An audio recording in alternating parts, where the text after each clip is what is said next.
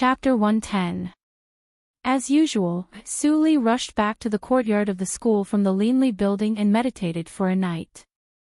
When she got up in the morning, Mammy Lee had prepared a hot breakfast. After she entered the inborn realm, she didn't need food. She could maintain her body by absorbing the nimbus of heaven and earth. But she still liked to drink a mouthful of warm and refreshing millet porridge every morning. The sunshine outside the window shone into the room. It was a very good day with no clouds. Suli listened to the birds singing in the forest outside the window. Her eyes were shining from time to time. She had been waiting these days. According to Wu Yun's vicious character, she wouldn't retreat directly after she failed. Suli guessed that the next wave of revenge should be more fierce. But she waited for so many days without any movement, which made her a little uneasy. After all, she only saw the corpse of this person in the previous life.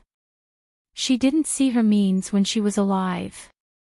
But since she could control the Gong family in Yunjing, she must not be as easy to deal with as Zhu Yan. When Suli was thinking, Xiaowu walked quickly from outside the courtyard at this time and presented an invitation.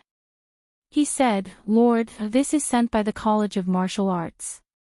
Suli got rid of distractions and reached out to open it. The more she read, the more surprised she was. The gist of the letter was that there was a peerless genius in the College of Martial Arts. He reached the acquired 9th hurdle at the age of 17, which was 2 years earlier than Jin Cheng Ao. He broke the record of the college. Therefore, the College of Martial Arts specially held a small banquet for him and invited all the lecturers and outstanding students of the Qinghe school. After reading, Suli put down the paper and pondered. It was reasonable to say that such a person was enough to attract the attention of some sects in the martial arts circle and then make the little genius famous. She tried her best but couldn't remember such a person in the previous life. Either the genius didn't appear in the Qinghe town in the previous life, or the genius died too quickly in the previous life and was not as famous as in this life. Suli showed a little interest in her eyes. The stall of the Leanly building had just been opened and was short of people. "Lord, people in the College of Martial Arts always look down on the College of Liberal Arts. Do we still go there?" Seeing Suli's hesitation, Xiaowu couldn't help but ask. Suli came to herself and said with a smile, "Although I don't know what exactly they are celebrating, since there is a genius in the school, we should go and have a look. You go downstairs and change into nice clothes and go with me. If you don't have any, you can ask Mammy Lee for some money." Xiaowu's face lit up when he heard that, and he immediately went to change clothes. Which man didn't want to be a wuxia? Although it was impossible for him to come into contact with things of that level in his life, it was still good to feast his eyes. In the evening, Suli sat in the carriage and crossed the high wall of the College of Martial Arts with her original identity for the first time. She came to the martial arts field. Although it was a small banquet, many people came because of the so-called geniuses. There were more than 100 people from the Faculty of Liberal Arts and the Faculty of Martial Arts. There were more than 300 to 400 people in total. An ordinary courtyard would not be able to accommodate such a scene. In the end, the Institute of Martial Arts decided to hold a banquet in the spacious martial arts field. The martial arts field could accommodate 1,000 people practicing martial arts at the same time, so a banquet for 300 to 400 people was naturally more than enough. When Suli came with Xiaowu, there were already a lot of people in the martial arts field. The steward of the College of Martial Arts, who was guarding outside the martial arts field, was stunned when he saw Suli's token. Then he suddenly understood. It turned out that she was the 16-year-old genius lecturer. Unfortunately, she was from the Faculty of Liberal Arts. Otherwise, there would be a fierce fight tonight. "Lecturer Su, the lecturer can bring a follower in. Please come in." Seeing Xiaowu followed by Suli, the steward did not stop them and welcomed them in with a smile. The martial arts field had changed greatly at this moment. The original weapon racks and archery targets were all removed. Instead, there were neat rows of small banquet tables, which almost occupied more than half of the martial arts field. Although Suli had been running the nothing unusual, her original appearance was extremely delicate. She attracted the attention of many young talents as soon as she came in. Some reckless people even came up to talk to her directly. But when they saw Suli followed by a follower, they were all shocked. In the Qinghe school, all the people were rich or noble. Personal privileges were certainly useless. Even the daughter of the satrap's mansion did not bring a maid. But this miss who looked younger than the daughter of the satrap's mansion brought a follower, its lecturer Su. Someone reacted. The young talents who went up to talk to her immediately stopped and looked embarrassed. If they were accused of harassing female lecturers, they didn't want to be expelled from the Qinghe school. Xiaowu followed Suli and looked around. He was full of excitement. There were many snacks that he had never seen before. The men who came here were gentle and elegant. The women were all ladies with excellent temperament and character. Some of them might even be the future pillars of the Qinghe town and even the Dehan country. He didn't expect that a nobody like him could have the honor to see them. It was all brought to him by Suli. Xiaowu felt that the best decision he made in his life was undoubtedly to become Suli's follower. He could see the scenery that was completely different from his previous life. Suli, you are here. Feng Qingru was standing with Wen Ruomin. She inadvertently glanced at Suli and immediately ran over. She took Suli's hand and said with a smile, "Follow me. I will take you to see a person." Then she took Suli to Wen Ruomin's side without waiting for Suli's explanation. When they approached, Suli saw a handsome young man in luxurious clothes standing behind Wen Ruomin. He was talking and laughing with Wen Ruomin and other old deans. He seemed to be very talkative. "Suli, you are here." Wen Ruomin smiled and took Suli's hand. She pointed at the young man in luxurious clothes and said, "Let me introduce you. This is Lin Yanqing. Child Lin is the protagonist of this small banquet. He is a genius in the College of Martial Arts. With his talent in martial arts, he is qualified to be a special class lecturer in the College of Martial Arts. He is almost the same as you." Before Suli said anything, Lin Yanqing cupped his hands and said with a smile, "Grandma Wen, you are overpraising me. I just have the talent and strength. I am not as smart as lecturer Su." Suli slightly bowed to him as a greeting. Child Lin is too modest. She didn't look at Lin Yanqing. Instead, she looked at the face of the girl behind Lin Yanqing. She seemed to have seen this face somewhere. Lin Yanqing's smile was slightly stagnant. He noticed that Suli was absent-minded. Immediately, he looked back and said with a smile, "Lecturer Su seems to be interested in my distant cousin. Let me introduce her to you. This is my distant cousin, Lin Xiang. Speaking of which, my cousin lives in a town not far from Lecturer Su's hometown. It is really fate." The fact that Suli came from the Desu town was not a secret. Instead, it was known to everyone. After all, many people had seen the letter from Satrap Yen. Hearing Lin Yanqing's answer, Suli's eyes flashed slightly. She nodded slightly. She remembered that she had met Lin Xiang once at the birthday banquet of the Yang family. "Ho ho! We old guys will not participate in the conversation between you young people." Seeing Suli and others chatting, Wen Ruomin and others left with a smile. Soon, there were only 5 people left. When Lin Xiang saw Suli again, she had mixed feelings in her heart, and her face was a little ugly. Before she came here, she had a premonition that she would meet Suli, but when she really saw Suli, she naturally had a different feeling. Fortunately, after Su Zipei cooperated with her to harm Suli, the news didn't spread at all. Suli didn't know that it was her who brought the aphrodisiac. Otherwise, she definitely wouldn't stand here. Cousin, why do you look pale? Are you not feeling well? Lin Yanqing's eyes were sharp. He noticed the abnormality and asked with a smile. Lin Xiang felt cold in her heart.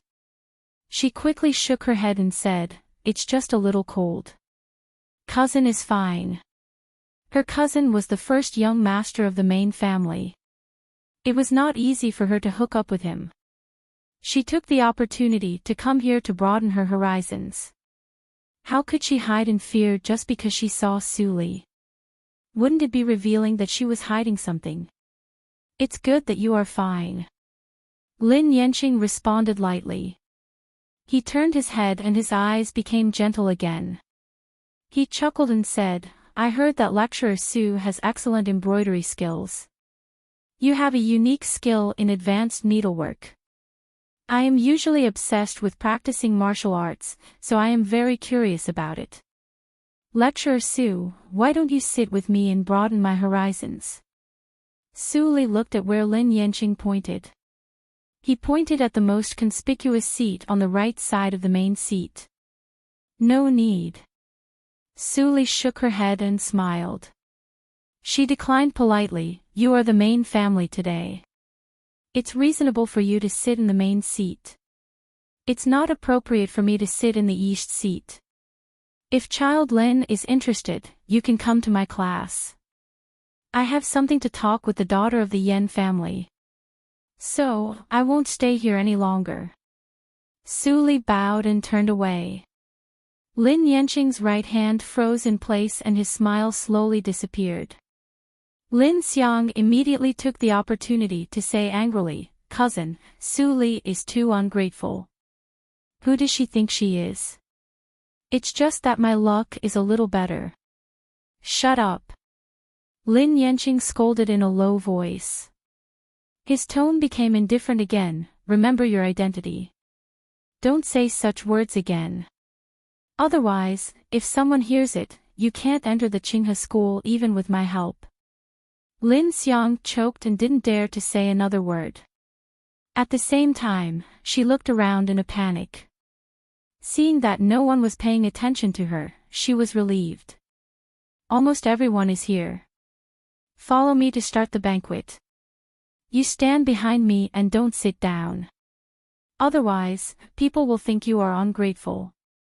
Lin Yanqing ordered in a low voice and didn't look at Lin Xiang anymore. If it weren't for this cousin who helped him in that way, he wouldn't have brought her here and lowered his status for no reason. Lin Xiang said yes and stood behind Lin Yanqing with her head lowered. Tears appeared in her eyes. The jealousy in her heart grew wildly like weeds and soon filled her heart. Why? She was the first miss of the collateral branch of the Lin family. This bitch Su was just born in a small family. Her parents didn't love her and she was almost sent to drown in a pig cage by the officials. Why did everything change after she came to the Qinghe town? Her cousin, who was good at both literature and martial arts, treated her coldly, but he was extremely gentle to Suli. He even didn't want to say something a little harsh. After the banquet, she could only stand like a maid, but Suli could sit down and talk with those high officials and nobles. Why on earth? Lin Xiang asked frantically in her heart. She clenched her fists so hard that her knuckles turned pale. Her ears were filled with laughter, but she knew that this excitement was not hers. She was just a pitiful person who was still desperately trying to climb into the circle. But Suli was already sitting on the throne, looking down at her with a contemptuous look. During the banquet, Yan Hongxiu, Feng Qingru and Suli sat together, which formed a very beautiful scene and attracted the attention of the people at the other tables. After Suli pretended to be seriously injured and recuperated in the Yan family for 3 days, the relationship between her and Yan Hongxiu improved a lot. They didn't oppose each other as tit for tat as before. In the past few months, accidents happened frequently. Yan Hongxiu also became more mature. She always carried the silver longbow and faintly exuded a vigorous spirit of a heroine. Suli, why is the maid behind child Lin trembling all the time? Is she afraid? Yan Hongshou came over and whispered, she can't stand such a scene. It seems that the maid of the Lin family is not so good.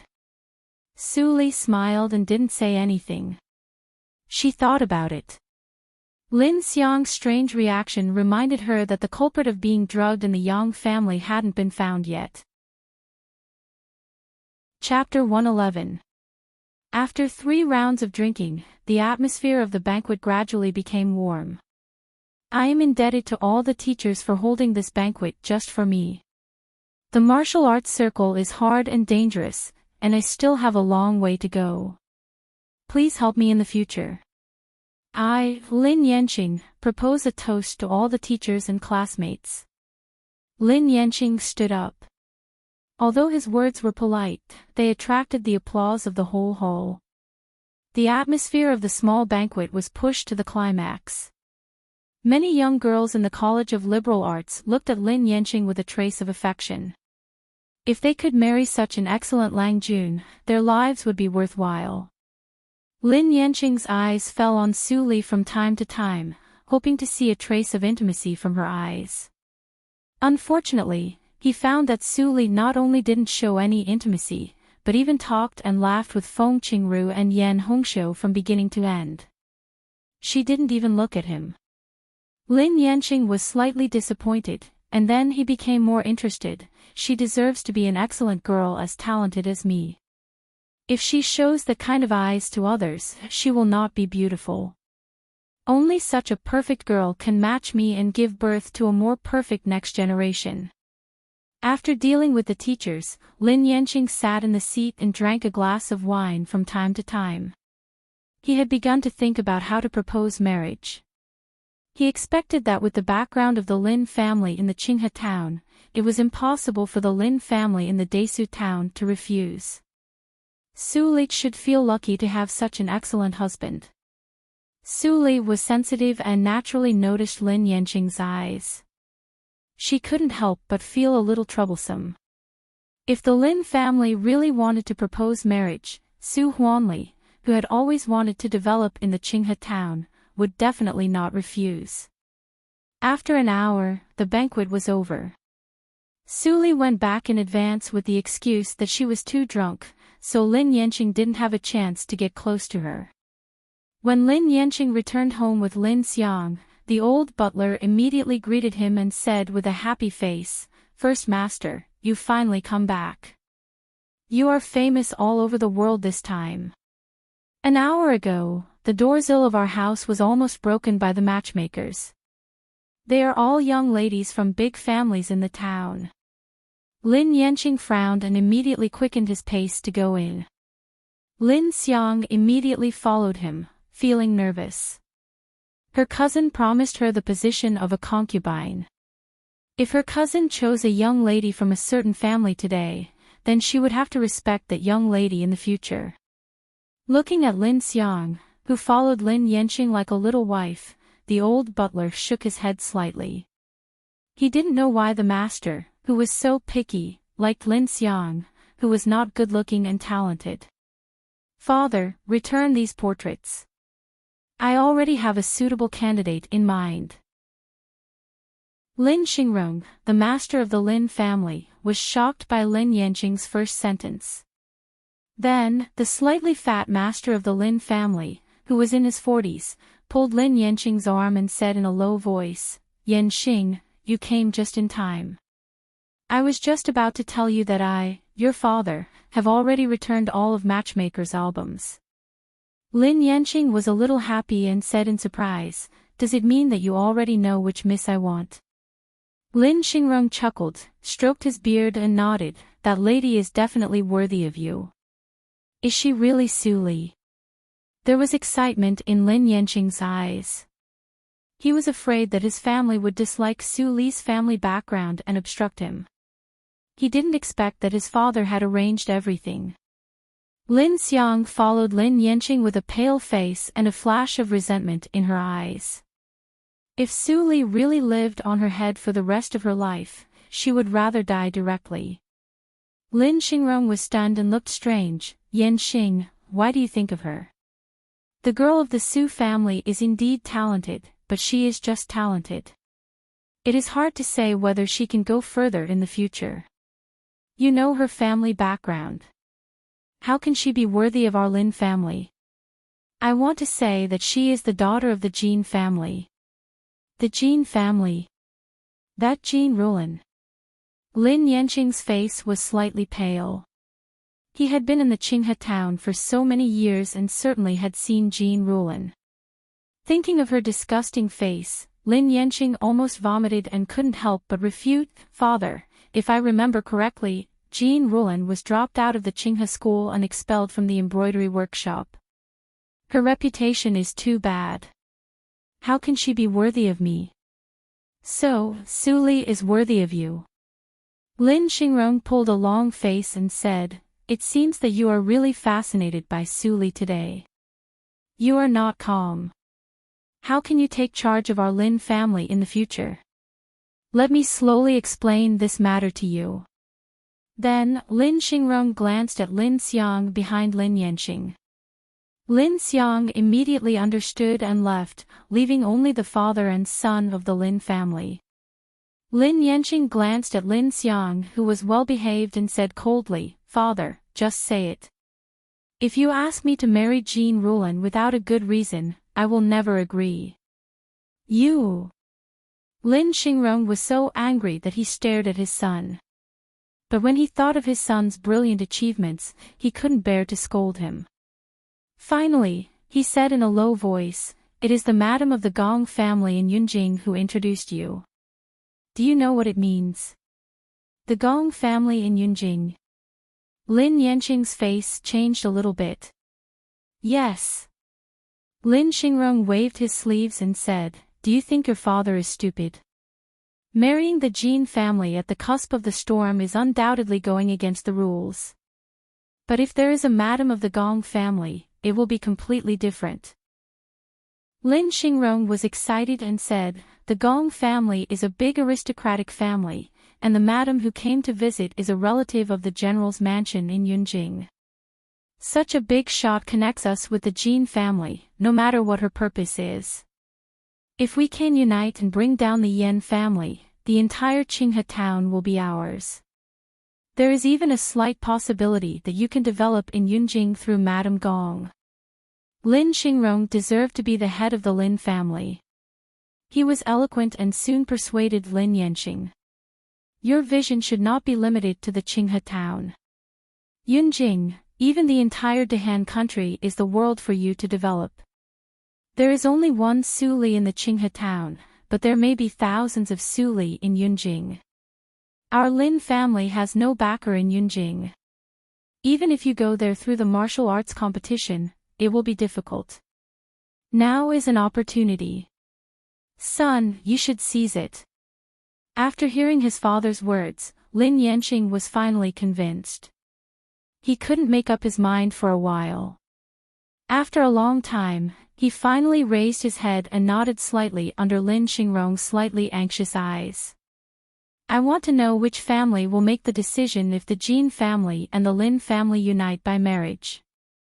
I don't want to be dominated by a woman. The Jin family was much more powerful than the Lin family.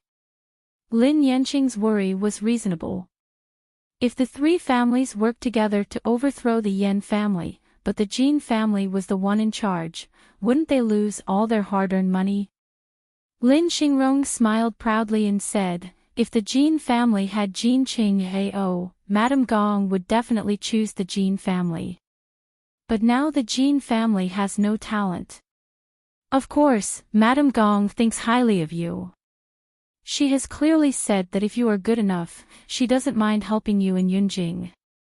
Lin Yanqing's eyes were shining and his ambition was expanding at this moment. All kinds of glorious scenes flashed through his mind. Finally, he slightly lowered his head and said, I have a narrow vision.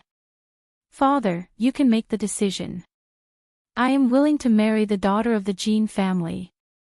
Good. Don't be arrogant and rash. The party committee will accept it. Lin Xingrong was comforted. He had such an excellent son. His life was worthwhile. With Wu Yun as the middleman, the Lin family and the Jin family acted very quickly. The marriage was completed within 1 day after the news came out. The Yen family didn't react at all. Lin Yanqing married Jean Rulin. In the Linli building, Su Li couldn't help but frown slightly when she received the news. The actions of the two families were so strange that she couldn't figure it out. The Lin family in the Qinghe town was almost the same as the Ran family and the Qin family. It was far less powerful than the Jin family. Moreover, at this time, the Jin family was at a low point. The Lin family's action was almost equivalent to jumping into a fire pit. It was really unwise. There must be something I don't know. Su Li rubbed her eyebrows.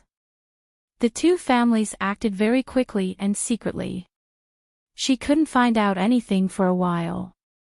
She could only see what they would do next. During this time, the Yen family had been digesting the results of the war with peace of mind. Its power had become much larger. Presumably, the Yen family could hold on for a long time in the face of the attacks of the two families. It was enough for her to find out the reason. At this time, there was a slight sound of footsteps outside the door. Fong Yuan arrived in a hurry. He said, I have found out that Lin Xiang is the miss of the Lin family in the Heli town.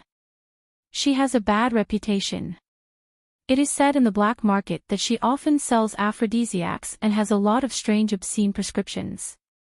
Su Li's eyes flashed when she heard that.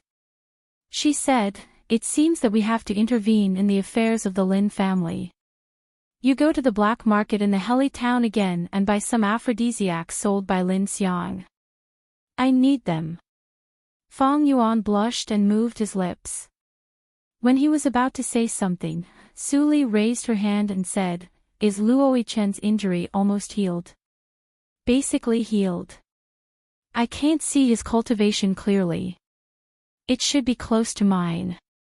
A sense of comparison flashed in Fong Yuan's eyes. Chu Qingning's cultivation finally reached the acquired 8th hurdle. He recently broke through to the acquired 9th hurdle. But before he was relieved, Su Li recruited another powerful person. No, he is at the peak of the acquired hurdle. Of course, you can't see his cultivation clearly. Su Li shook her head slightly and mercilessly exposed Fong Yuan's fantasy. Fong Yuan's pupils shrank slightly and he was immediately silent. He had always been the first senior under Su Li's command. Now he was suddenly surpassed by others. It was not a good feeling. At this time, Su Li's voice came again. She was slightly gentle, You are only 17 years old, but he is already more than 20 years old. It is not surprising that his cultivation is higher than yours.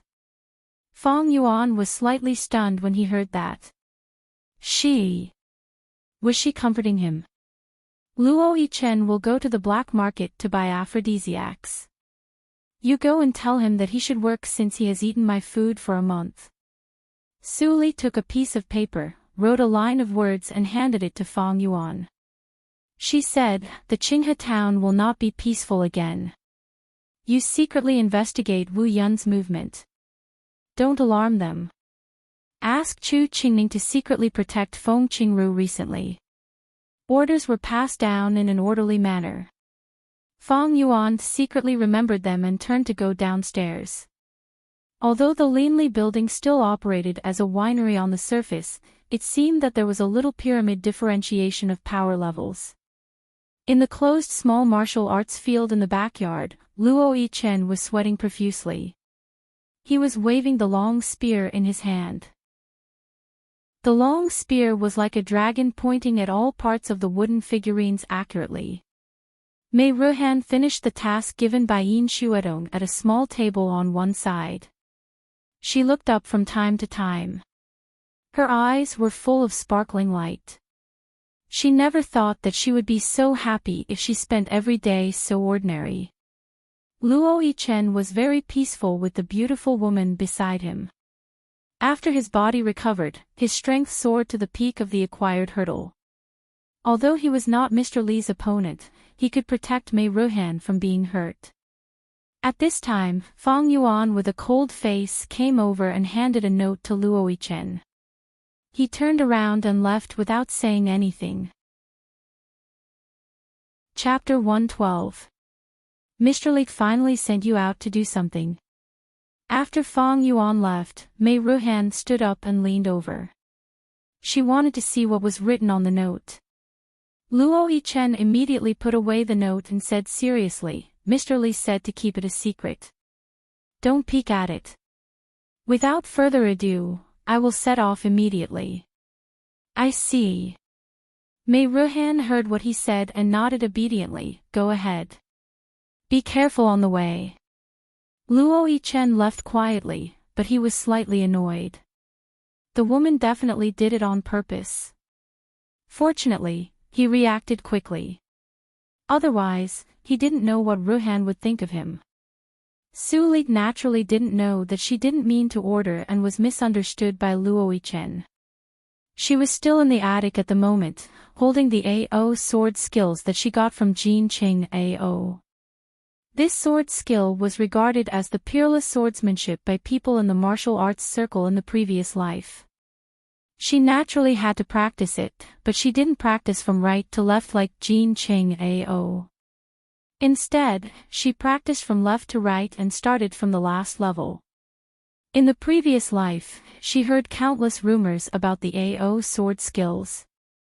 The secrets of it had long been thoroughly understood by people in the martial arts circle. For example, this sword skill was equivalent to a circle. There was no general outline and no words to mark the order of the realm. It seemed that it could be practiced from left to right, from right to left, or from the middle. In the previous life, this sword skill fell into the hands of the beggar from Jin Qing AO. The beggar practiced it in a muddle. Coincidentally, he chose the completely opposite way of practicing with Jin Qing AO. He accidentally played all kinds of magic of the AO sword skills and became famous as Sword Marquis in the later generations. In contrast, Jin Qing AO was too unlucky. The wrong way of practicing led to defects in his state of mind. The deeper he practiced, the defects would be infinitely magnified. Eventually, he completely lost his humanity and died in madness. Su Li just slightly advanced Jin Qing AO's death and intercepted the opportunity of a Sword Marquis in the previous life. So, the fate of the little beggar was unknown. Sister Li, are you there? When Su Li was recalling, Fang Ling's clear voice suddenly came from outside the door. The rice wine brewed in the underground cellar is almost full. What should we do? Creak. As soon as Fang Ling finished her words, Su Li, dressed as Mr. Li, walked out of the room. She said, call Xuedong and Haiden. Let's go to the underground wine cellar together. Fang Ling's blinking eyes suddenly lit up, and she immediately turned around and went downstairs to gather people. Mei Ruhan heard the noise and poked her head out from behind the cabinet. She didn't know where Su Li and others went. She couldn't help but be curious, but she didn't dare to follow them without Mr. Li's permission. Su Li opened the secret door of the underground addendum and came to the underground wine cellar. She immediately smelled the strong aroma of wine. The wine cellar with a radius of 60 square meters was full of shelves.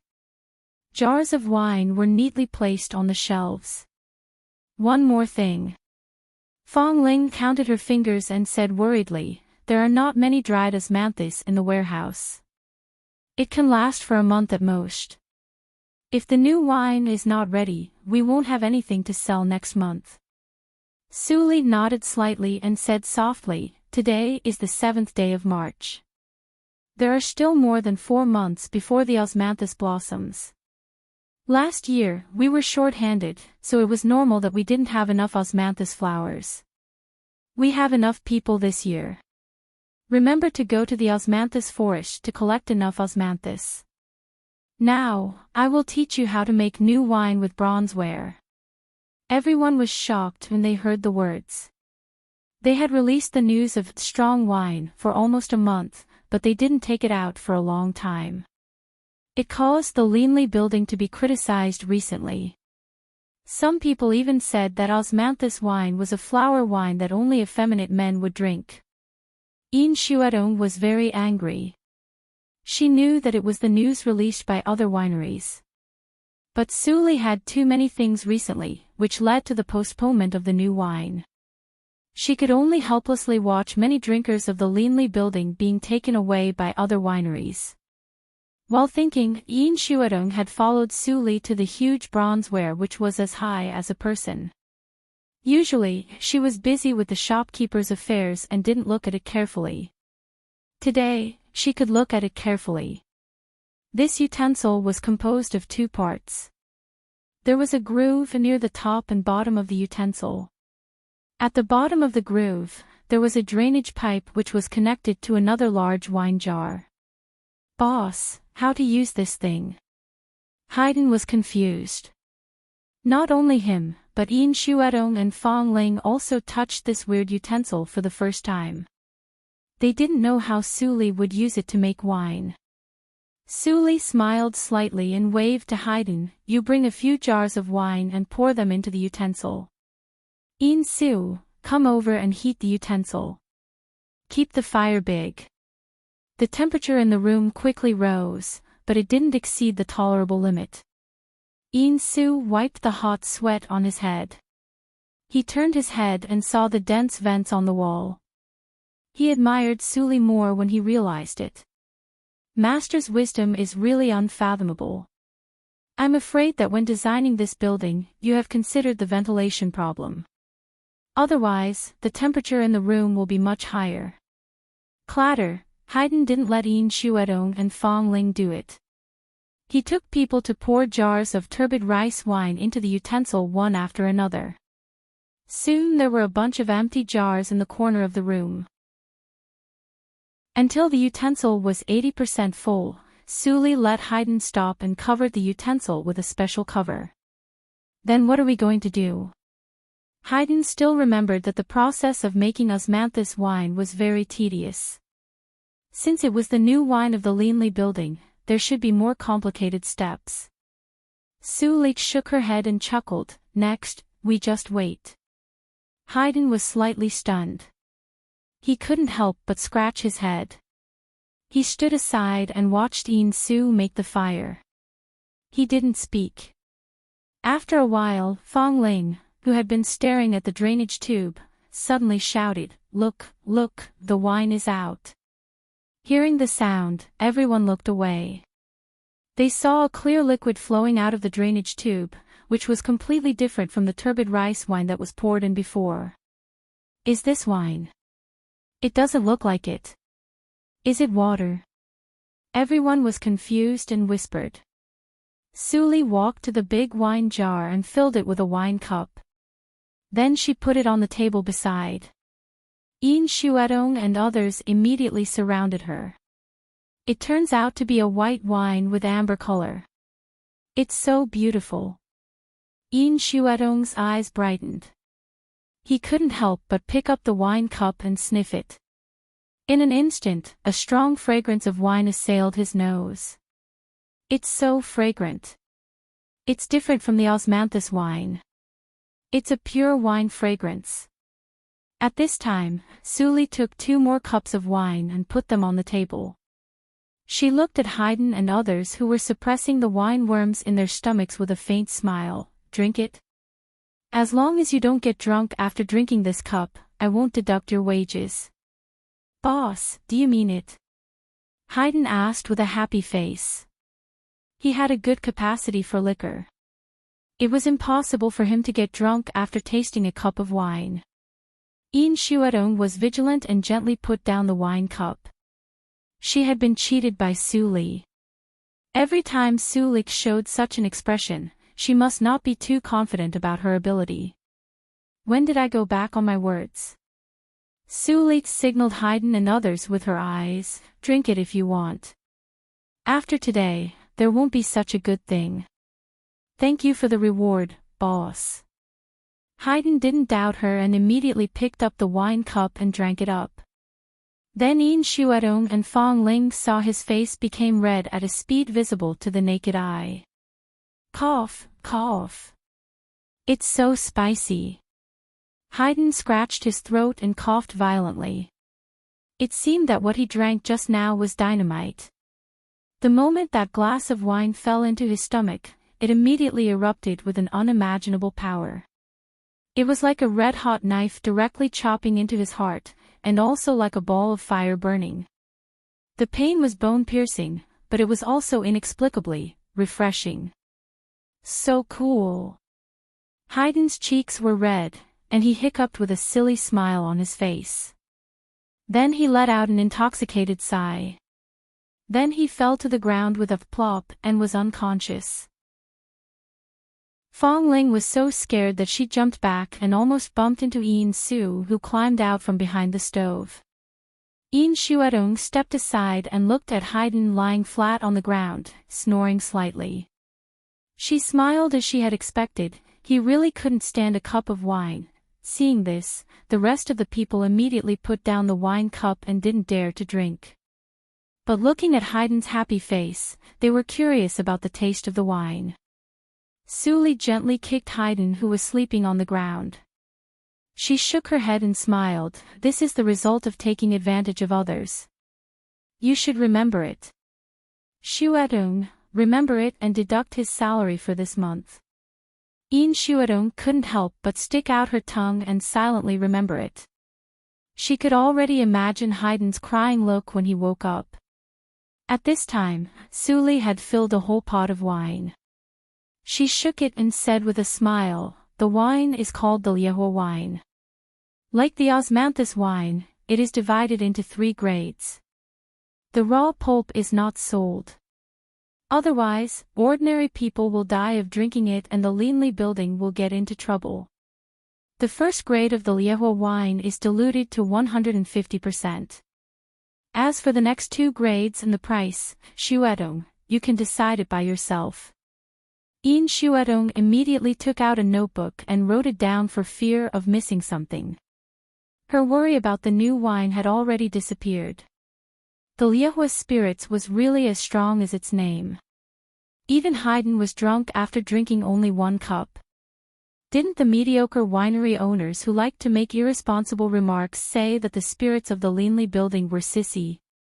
She would like to see who was the sissy tomorrow. After a while, Haydn was carried to rest, and Yin Su returned to the stove to continue burning. Since the new wine would be released tomorrow, it was natural to make more wine. Yin Xuedong scratched on the paper and thought about the price of the new wine. When she saw Suli put on the veil again and was about to go out of the cellar, she suddenly thought of something and quickly stopped Suli. "Wait, Suli, there is still one thing I don't understand." "What?" Suli turned around and saw Yin Xuedong took her hand and walked to another addendum. She asked, "Suli, how to deal with Mei Ruhan? Since you don't want to show your true face in front of her, it means that you don't believe her. There are many secrets in the winery that can't be confessed. What's the use of continuing to cultivate her?" Suli narrowed her eyes slightly and said, "It's not that I don't believe her, but she is different from us." "Different? What's different?" Yin Xuedong subconsciously asked. Then she suddenly thought of something. Her eyes were slightly dim and she became silent. Suli smiled in a low voice with a meaning that Yin Xuedong couldn't understand. She said, "When she grows up, I will give her a chance to make a choice. She has too little experience. It's too early for her to make a choice now."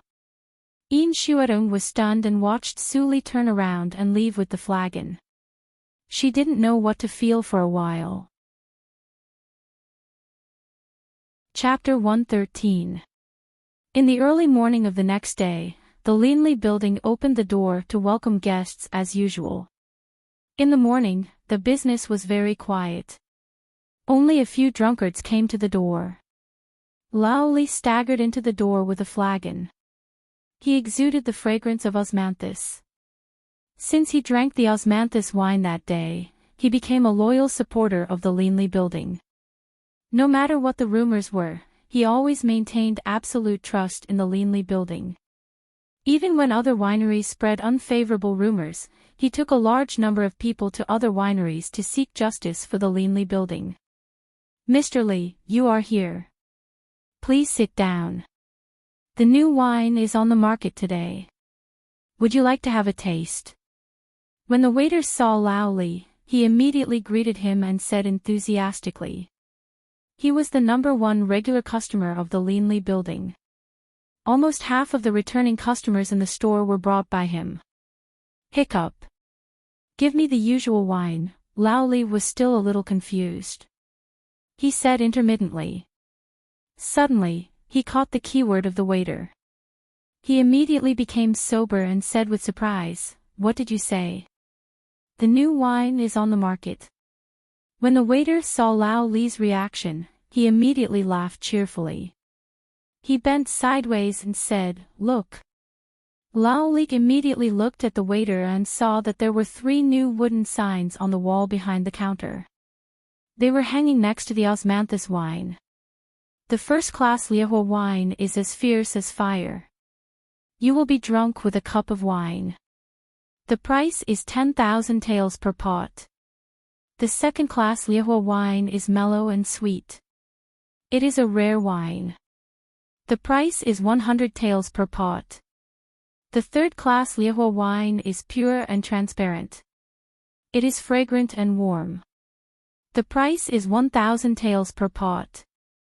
After reading it, Lao Li couldn't help but wipe his eyes and look again. He was right.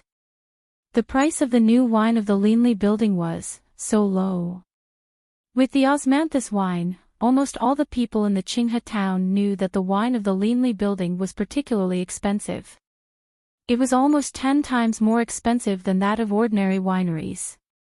However, if the price of the first-class and second-class Liehua wine was ignored, the price of the third-class Liehua wine was completely acceptable. Are those wineries right? The Leanly building can't produce new wine, so they introduced the wine of ordinary wineries. Lao Li frowned. If so, he would rather the Leanly building only sell osmanthus wine than lower the level of the Leanly building. With this idea, Lao Li was quite perturbed and ordered a pot of third-class Liehua wine and a bowl of the simplest dish, peanuts. After a short and long wait, Yin Shuedong personally brought over the blazer wine. Lao Li was instantly overwhelmed by the unexpected favor, and he was just about to stand up when he was stopped by Yin Shuedong. "Mr. Li, you are an old customer of the Leanly building. Thank you for taking care of the Leanly building. I see that your body and bones are weak. The Liehua wine is too strong, even if it's third class. I advise you to drink less." After that, Yin Shuedong turned around and left. Although she had diluted the raw pulp according to Su Li's instructions, she was still afraid of accidents, so she couldn't help but come to remind Su Li. Hearing the shopkeeper's concern, old Li's heart warmed. Soon after, his gaze fell onto the wine pot in front of him and he lightly poured a cup. The clear and transparent amber-colored wine flowed into the cup, causing Old Li to be stunned. The Inferno wasn't an ordinary turbid wine. It was as clear and transparent as the osmanthus wine, and its color was much lighter than the osmanthus wine. He moved closer to smell it. The rich and mellow fragrance of the wine assailed his nostrils. It was the fragrance of the wine itself, not the fragrance of any flowers. Lao Li's eyes were shining, and he was excited to drink. The Leanly building really didn't let him down. They really developed the pure wine that belonged to the Leanly building. Gulp. Old Li raised his wine cup and drank it in one gulp. The spicy wine immediately poured down his throat, stimulating Old Li to the point he couldn't help but choke and cough. He didn't expect that merely the lowest grade of Liehua spirits would be so spicy and strong. After the stimulation, a warm feeling rose in old Lee's stomach, as if there was really a ball of fire burning in his abdomen.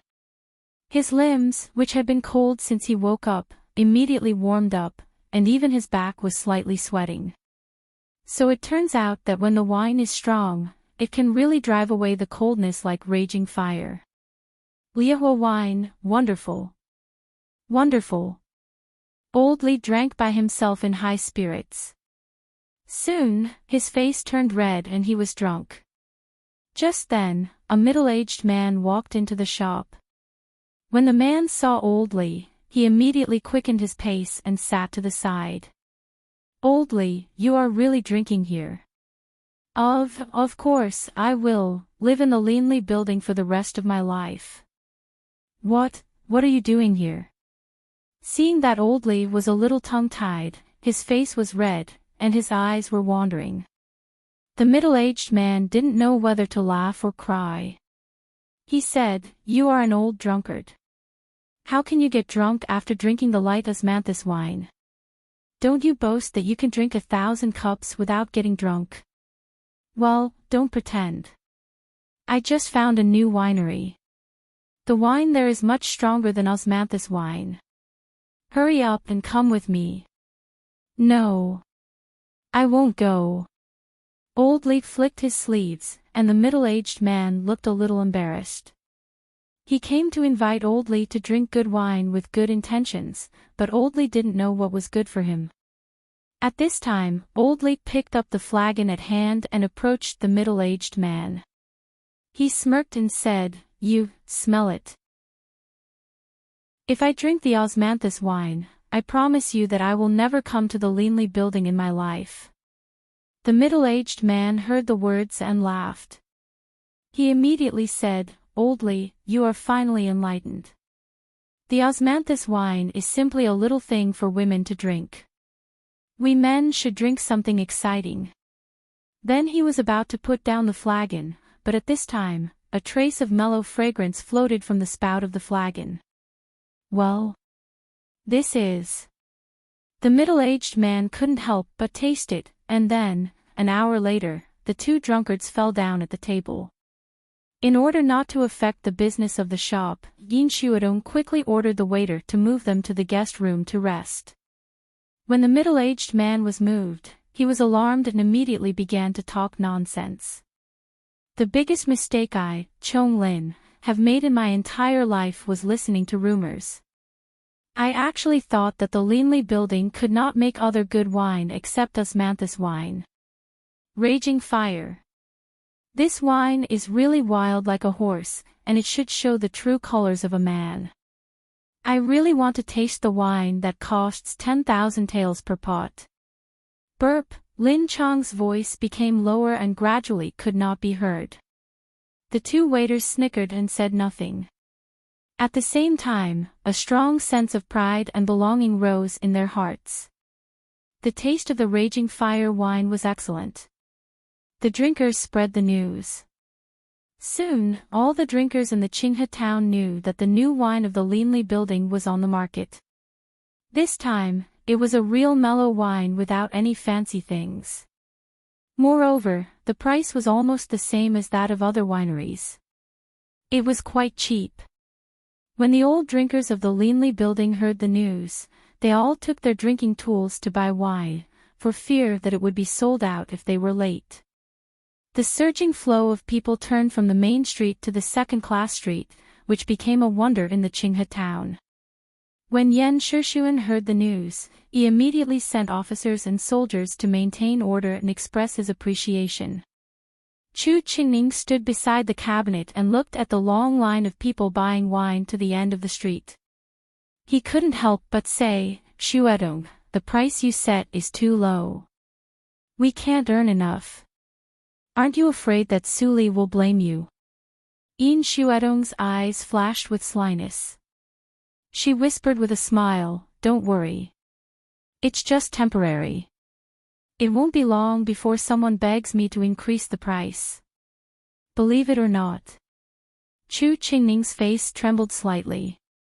He looked around with a little panic and then said, "Don't you find that your words and deeds are becoming more and more like Suli? Don't be like that tigress. You know that before." "Know what?" Suli's voice suddenly sounded behind him. Chu Qingning's face instantly froze. He slowly turned around and saw Suli dressed as Mr. Li. He could only smile and flatter. "Before, you destroyed the tiger village with your hands.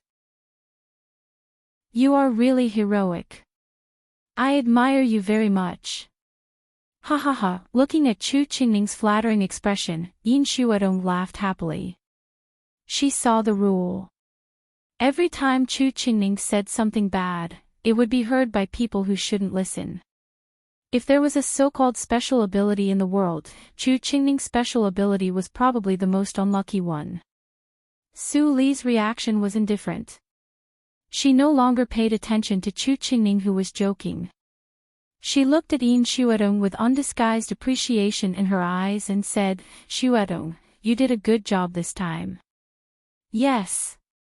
Yin Shuadong's eyes brightened. Hearing Su Li's praise, she seemed to be full of vigor and inexhaustible strength. It was the first time for her to be praised by Su Li like this. The Linli building was busy until late at night. The last drinker was sent away and the Linli building was closed. Yin Shuadong was so excited that she couldn't sleep.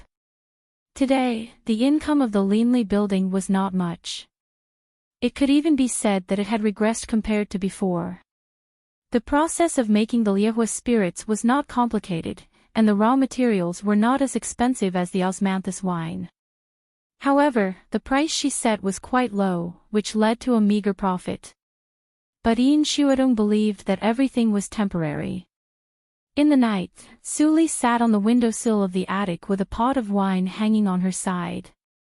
Her pitch-black eyes were looking at the equally pitch-black night, and no one knew what she was thinking. Tap, tap, Fang Yuan pushed the door open and didn't see anyone at the desk. He sniffed and turned his eyes to see Su Li's lazy appearance. He couldn't help but frown. "Why do you start to drink?"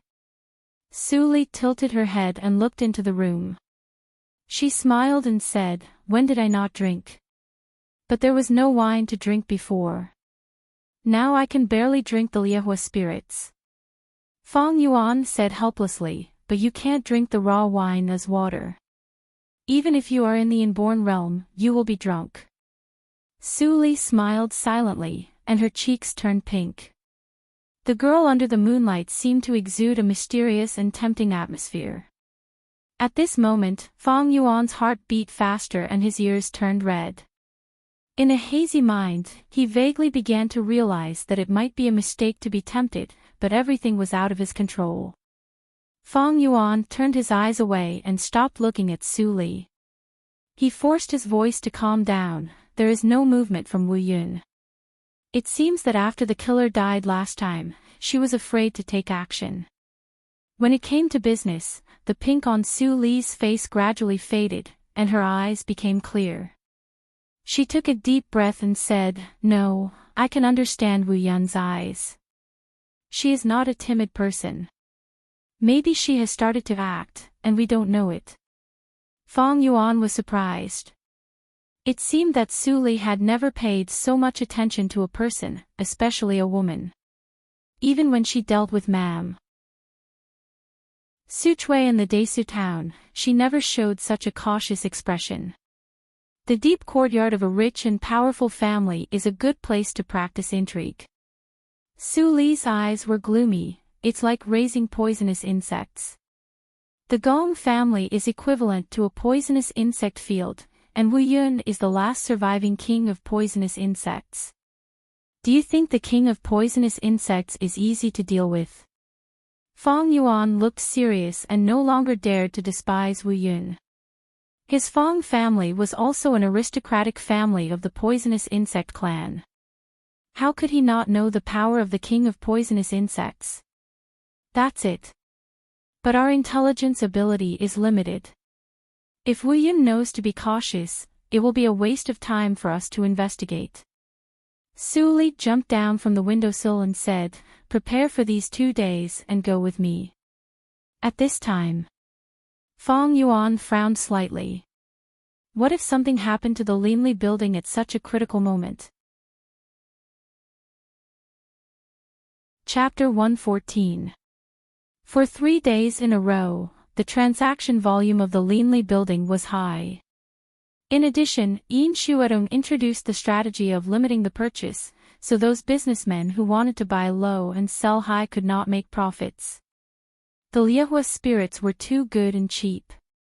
Even if it was a third-class spirit, its value was far more than 1 tael of silver. The ordinary wineries in the Qinghe town were not competitive at all. In just 3 days, their profits shrank by more than half. If it went on like this, they would not be far from bankruptcy. The winery owners were all panicked. When they thought of what they had done before, they were more afraid. The Linley building is simply ruthless. It's too vicious. If I had known it, I wouldn't have spread rumors everywhere. Now, if they really developed the spirits, how could we survive? Why don't you think about the consequences of what you have done? Now we are in trouble with you. How will you compensate us? Ho ho. You know to speak at this time. You didn't stop us when we did it before. Seeing that a group of winery owners were about to fight, the old man sitting in the middle finally couldn't help but hit the table and said angrily, "Shut up." In an instant, the voice in the room was quiet. The old man obviously had a high reputation in this group. He glanced at the people present with his eyes full of vicissitudes and said, "Everyone, the business world is like a battlefield. The winner takes all, and the loser takes all." Speaking of this, the old man sighed and said, "Mo Hengong is inferior to the Linley building in the winemaking skill. The Qinghe winery is not as good as the Linley building. There is nothing to talk about. I don't want to talk about the dirty things you have done before. The Linley building is annoyed by you and deliberately lowers the price so that you have no business to do. In my opinion, it is reasonable. But, if it goes on like this, it will affect the prosperity of the winemaking industry in the Qinghe town. So, I propose to reconcile with Mr. Li through Satrap Yen. What do you think?" Mo Hengong's words were reasonable and made everyone silent. They also knew that they were wrong. But if they apologized to a young woman who was more than 10 years younger than them, wasn't it too difficult? Mo Hengong was not in a hurry. He sat there with his eyes closed, waiting for everyone's response. After an unknown period of time, a dejected owner finally stood up and sighed. "I agree with Venerable Mo's proposal. This winery is my life. If it's gone, my family will have nothing to eat. A mistake is a mistake, there's nothing to be ashamed of." Someone took the lead to admit defeat. Immediately, an acquaintance nodded and said, "I also agree. I was wrong this time. I should give Mr. Li an explanation." "Not bad." "Me too. I don't agree. What right does a silly little girl have to make me apologize?" After a heated discussion, Mo Hengong took 90% of the people to the county governor's mansion, leaving only a few particularly vile wineries still stubbornly resisting. They knew what they had done, and even if they went to the county governor for help, they would not necessarily be forgiven. In that case, why would they go and humiliate themselves? County Governor Yen was under great pressure from the Jean family and the Lin family. He was surprised when a group of winery owners suddenly came to him. "Yes, how could I forget that I can also ask Mr. Li for help?" Yen Shixuan was delighted. Many industries of the Yen family were under vicious competition, so he had to do business at a loss. He had lost hundreds of thousands of taels these days, and the liquidity was about to run out. "Venerable Mo, I will negotiate with Mr. Li on this matter. However, I think that if you want to show your sincerity, it's better to let the winery owners jointly write a letter of apology and post it on the bulletin board to restore the credibility of the Leanly building. In this way, the Leanly building will definitely let bygones be bygones and will not be ruthless. As soon as he said that, the faces of the winery owners who followed him changed. Mo Hengong's expression did not change. He nodded naturally and said, "It should be so. I also have the same idea. Mr. Li is a divine doctor and kind-hearted. This time, he must be angry. If there is a letter of apology, it is enough to appease Mr. Li's anger." Hearing that, Yan Shixuan laughed loudly and said, "Venerable Mo, you are really well informed." Then he turned his eyes to a group of winery owners. His face suddenly became cold and he said, "Mr. Li once saved my son's life. To be honest, if you used violent means, I would have already taken action. It can be regarded as a favor to Mr. Li. Now, you are not even willing to write a letter of apology. Do you really want to taste the feeling of being in prison?" Hearing that, the winery owners all turned pale and said that they dared not. They couldn't get in touch with people like Satrap Yen. How could they know that Mr. Li had other identities? If they had known that the satrap's mansion was behind the Leanly building, they would not have dared to offend the Leanly building. "Lord, we have written a letter of apology. Please calm down. Lord, please calm down. By the way, the Qingzhou Winery and the Wenxi Winery are not here. They are the culprits who spread the rumors." Seeing that the winery owners changed their minds instantly, Yan Shixuan sneered in his heart. But he still looked calm and said lightly, "You just do your own things.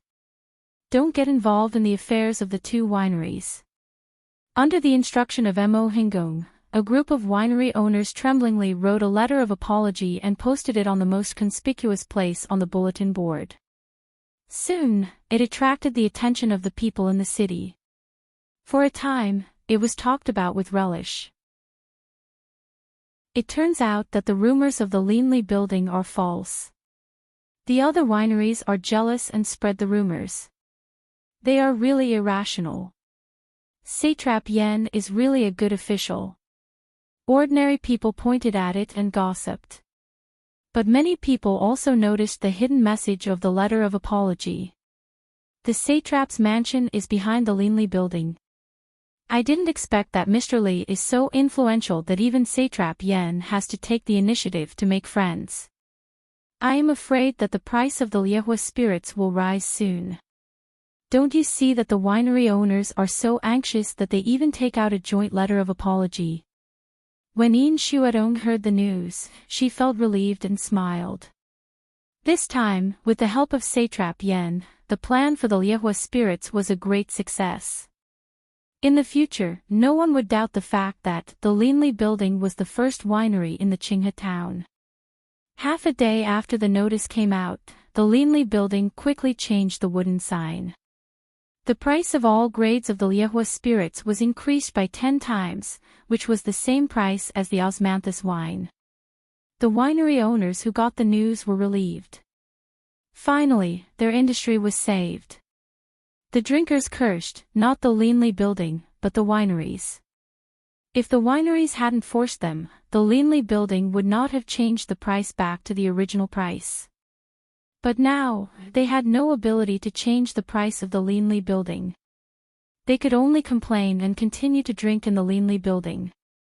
When other wineries were celebrating, Yan Shixuan secretly came to the Leanly building. "Loan." Suli raised her eyebrows and said to Yan Shixuan with a smile, "Satrap Yen, are you kidding? With the financial accumulation of the Yen family for many years, it should be able to compete with the Jin family and the Lin family for half a month, right?" Yan Shixuan was shocked when he heard the words. Then, he found that Ms. Li seemed to know the details of the aristocratic families in the Qinghe town too well. Ms. Li could even guess the foundation of their families. But he had come here and was ready to tell the whole story. So, Yan Shixuan didn't go into it. She sighed and explained, Ms. Li, you don't know that the accumulation of the Jin family and the Lin family is indeed more than that of the Yen family, but not too much. Logically speaking, I can hold on for half a month or even longer. But this time is very different. Yan Shishuan frowned and thought of the impact of his industry these days. He said, the Jin family and the Lin family are completely desperate. They lower the price indiscriminately, which leads to the serious loss of liquidity of the Yen family. I suspect that there are other families involved. However, I have checked the capital flow of the Ran family and the Qin family these days, but they didn't help us. Su Li's eyes flashed and she said in a low voice, other families? Yes. Yan Shishuan's face was full of certainty. Moreover, it's a force with great financial resources. If it's really only the Jin clan and the Lin clan, they'll destroy themselves before the Yen clan falls. It doesn't make sense at all. Su Li thought and suddenly said, Satrap Yen, have you heard of the name Wu Yun? Yan Shishuan was shocked and said, of course I have. What do you mean? Nothing. I just asked casually. Su Li seemed to ask casually and immediately changed the topic, Satrap Yen, how much are you going to borrow today? Yan Shishuan secretly remembered the name Wu Yun. Then, he raised his head and said earnestly, the more, the better. I don't believe that the help of the people behind the Jin family and the Lin family is infinite. As long as I can hold on, the final victory will be mine. Here, I also promise you that I will share the fruits of victory with you and will never embezzle them. Su Li smiled and said, since Satrap Yen said so, I have no reason not to help you. It is enough for the Linli building to open a winery. It doesn't need too many industries. But I will have more and more people in the future. The place of the Linli building is a little small. If Satrap Yen can allocate the residents of the Jin family to the Linli building, I will be very grateful. Yan Shishuan's pupils shrank slightly. Why did he feel that Ms. Li was determined to get the residents of the Jin family? Did she also want to intervene in this matter? However, no matter what the meaning of the words was, as long as the Yen family could win, everything else was not a problem. Ms. Li, you are really serious. If I can really stand in the end, the residents of the Jin family will be yours to live. In the room, there was a cheerful laughter of an old man and a young man. After 5 minutes, Yan Shishuan took a heavy bag of bank notes and left the Linli building in horror. A total of 1 million circulating taels. Is it the profit of the Linli building in the past 6 months or the foundation of the Linli building? He used to be a person in the martial arts circle. The more he thought about Su Li, the more frightened he was. He was so scared that he didn't dare to think about it. At night, in the martial arts field of the school, Yan Hongxiu stroked the silver longbow with joy on her face. Recently, she seemed to be able to feel the emotion of the silver bow. It seemed that the silver bow was no longer a dead thing, but a living person who could communicate with her. Can you finally communicate with the spiritual bow preliminarily?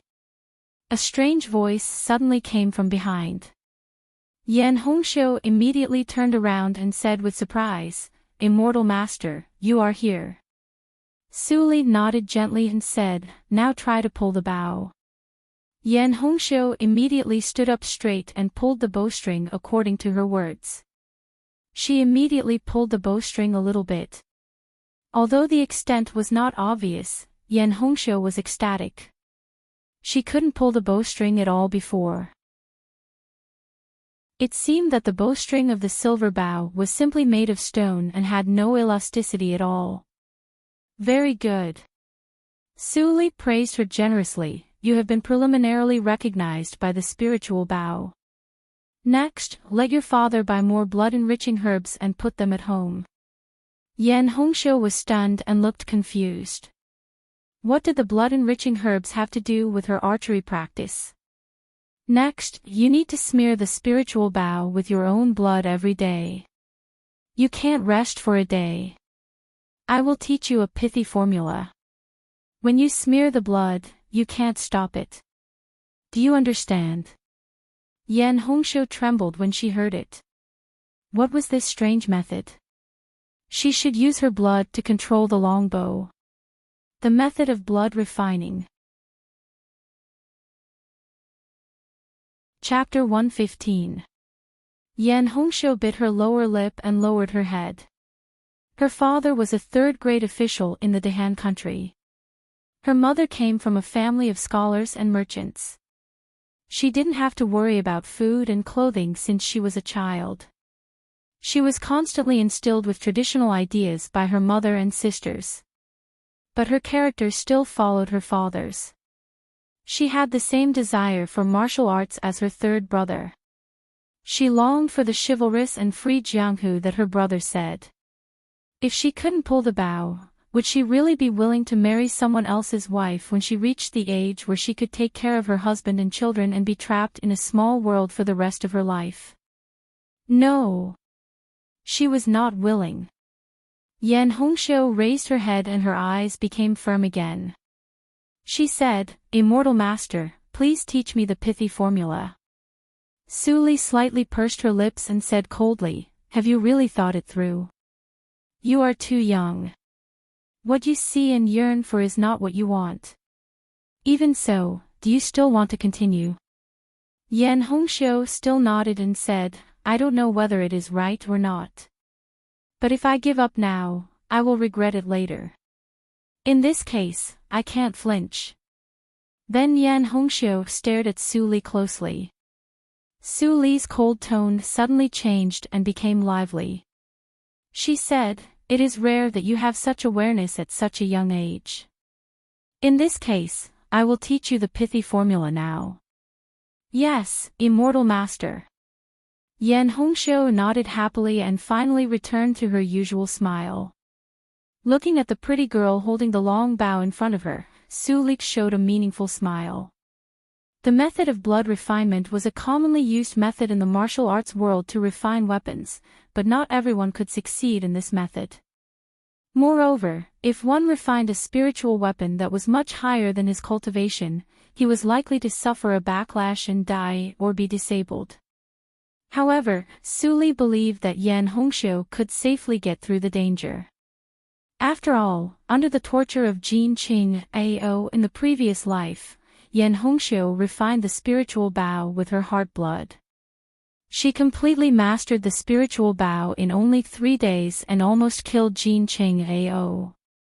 Unfortunately, she lost too much heart blood. Yan Hongshou didn't shoot the last arrow and left first. At that time, Su Li had speculated that the bow must be the ancestral heirloom of the Yan family, and the snow vein in Yan Hongshou's body was likely to be very suitable for the bow. Otherwise, even if she worked hard, it was impossible for her to completely master the killing weapon that was a big realm beyond her cultivation in just 3 days.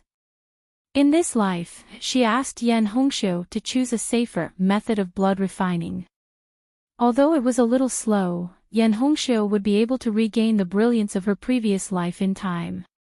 You died prematurely in your previous life and didn't have the chance to shine in the martial arts world.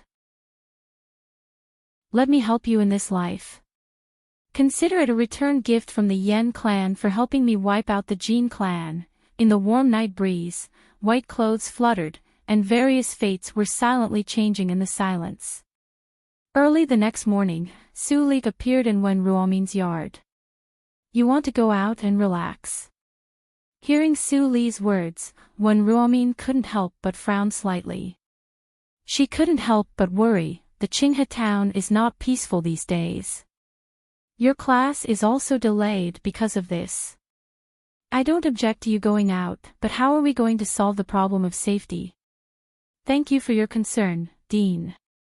Su Li seemed to have a well-thought-out plan and said softly, "I also know my situation. Yesterday, I have invited bodyguards from the Tianya house to go with me. Besides, there are also Xiaowu and Dadian. I believe that there will be no problem. The bodyguards of the Tianya house are really powerful. When Ruomin immediately felt relieved and smiled. In the past 6 months, you spent all day here except going back home. You really should go out for a walk. It happens that Dean Gong has just recovered from her illness and is asking me to go to class. You can relax and don't worry about the schedule. Dean, Suli looked grateful and said, "It's really my luck to meet Dean Wen." "Don't worry, Dean. I just want to go to the Qinghe River to relax. I believe that I will come back within a month." "That's good. The scenery of the Qinghe River is good. You should go and have a look." When Ruomin smiled and took out an amulet from her arms and gave it to Suli, "This is the amulet I asked from the temple. Take it and be careful on the way." Suli quickly retreated and felt flattered. She said, "How can I take it?" "Dean, keep it with you. Just take it." When Ruomin pretended to be unhappy and said, "Nothing will happen to me if I stay in the school. If you care about it, you can give it back to me when you come back. Take it with ease." Suli hesitated for a moment and finally listened to Wen Ruomin. She put the amulet close to her body and was told to pay attention to the trifles on the way. Then she was let out of the yard. In front of the school, Mammy Li was waiting beside the carriage with a small bag. Xiaowu and Datian were both excited and checked whether the food prepared for the horses was enough. After a while, Suli walked out of the school. When she saw Mammy Li and others waiting, she couldn't help but breathe a sigh of relief. She finally saw Wen Ruomin's nagging ability. If she didn't say that the carriage was waiting in front of the school, she didn't know how long she would be pulled by Wen Ruomin. However, she didn't feel tired of this level of verbosity. Instead, she felt a faint warmth lingering in her heart. If it were in the previous life, she wouldn't be shaken at all. Compared with the time when she was just reborn, she seems to be more and more like a normal person. "Is it good or bad?" Suli sighed softly and sat in the carriage. Xiaowu immediately drove away from the school. When the carriage left the Qinghe town, Xiaowu was about to ask Suli where the so-called guards were. Suddenly, he heard the sound of hooves behind him. In the blink of an eye, 4 horses followed. There were 3 men and 1 woman on the horses. All of them wore masks and their faces couldn't be seen clearly. They didn't look like guards. They were more likely to be killers. Xiaowu panicked and was about to turn around and escape. But he heard Su Li's voice from behind, "Don't panic. The 4 of them are all guards invited by me. You can continue to go as usual." Xiaowu couldn't help but be stunned when he heard the words. He couldn't help but look at the horse walking in the front. The voice of the young man on the horse immediately came from behind the mask, "You go now. I will follow and protect you all the way." Hearing the voice, Xiaowu was finally sure that they were not killers. Then, an unprecedented sense of security hit his whole body. With the protection of such 4 seemingly powerful people, it would be no problem for them to go back to their hometown. After a whole day's journey, there was no official road in the end of the carriage. The mountain road between the slope was very rugged. After dark, they couldn't see the road clearly. The horses also couldn't bear it. So, they could only clear a relatively flat open space and temporarily rest for the night. Xiaowu saw Fang Yuan and others easily moved the stones and cleared all the shrubs around quickly. He couldn't help but be speechless. As expected, they deserved to be the bodyguards of the Tianya house. The speed of clearing the camp was really professional. Suli sat on a stone and watched quietly. A faint fluorescent light flashed in her eyes. Whether it was Fang Yuan, Chu Qingning, Fang Mu or Yin Xuetong, they all had been on the battlefield and killed enemies. Setting up a camp was the basic skill of marching. They were naturally familiar with it. Before it was completely dark, Fang Yuan and Chu Qingning had already set up all the tents. Yin Shuedong and Fong Mu also picked up bundles of firewood. After making a fire, the surrounding site was suddenly illuminated. The fire was very warm on their faces. Xiaowu took out the pot from the carriage and put it on the fire. He poured water into it. When the pot opened, he put in the dried jerky. Soon, the smell of meat floated out of the pot. He first filled a bowl for Su Li, and then walked to Fong Yuan with the bowl in his hand. "Eldest brother, you worked hard on the road. Here you are." Looking at Xiaowu's respectful expression with a trace of fear, Fong Yuan smiled slightly. He took the soup bowl and lifted half of his mask to drink. Su Li didn't allow him to show his real face. It was not a big deal to only show his mouth, right? Chu Qingning and other two people immediately followed him and lifted their masks to drink. Xiaowu was stunned to see this scene. Why didn't this group of people take off their masks even when eating? He also wanted to see what the four people looked like. It was very peaceful at night, and there was only the crackling sound of burning firewood. After all, Xiaowu, Datian and Mammy Li were ordinary people. After a day of hard work and eating and drinking, they immediately felt sleepy. It didn't take long for them to get into the tent and sleep. After making sure that the three people fell asleep, Fong Yuan and others took off their masks to breathe. Su Li picked up the burning firewood with a branch and asked, "How about the arrangement before we left?" Chu Qingning glanced at the tent behind him and signaled Yin Shuedong to speak. Yin Shuedong organized her words and whispered, "Everything is arranged. The girl is very flustered. But Luo Yichen will come back soon. I believe that there will be no big trouble." Su Li said, and narrowed her eyes slightly. "You are all from aristocratic families and have extraordinary backgrounds. Do you think, if the Linli building wants to fight with forces like the royal family of the Nanjiang country in the future, what are the chances of winning?" The four people were shocked when they heard the words, and their expressions were different. Only Fong Yuan's expression didn't change. He had already seen all kinds of magic of Su Li. It was not the first time that he saw such an inexplicable ability to get secret information. "Miss Su Li, you are not from the Nanjiang country. How do you know that our enemy is the royal family?" Fong Mu was still a little impulsive. In the face of Su Li's sudden question, he couldn't help but blurt out the question, "Did the eldest brother tell you?" "No," the eldest brother clearly told. Speaking of this, Fong Mu realized something and immediately stopped the second half of the sentence. Su Li was very interested and asked, "What did he tell you?" "Fong Mu, it's not a good boy to say things halfway. What do you think?" Fong Mu subconsciously looked at Fong Yuan. Fong Yuan's mouth twitched slightly. "This boy. Did he deliberately trick him?"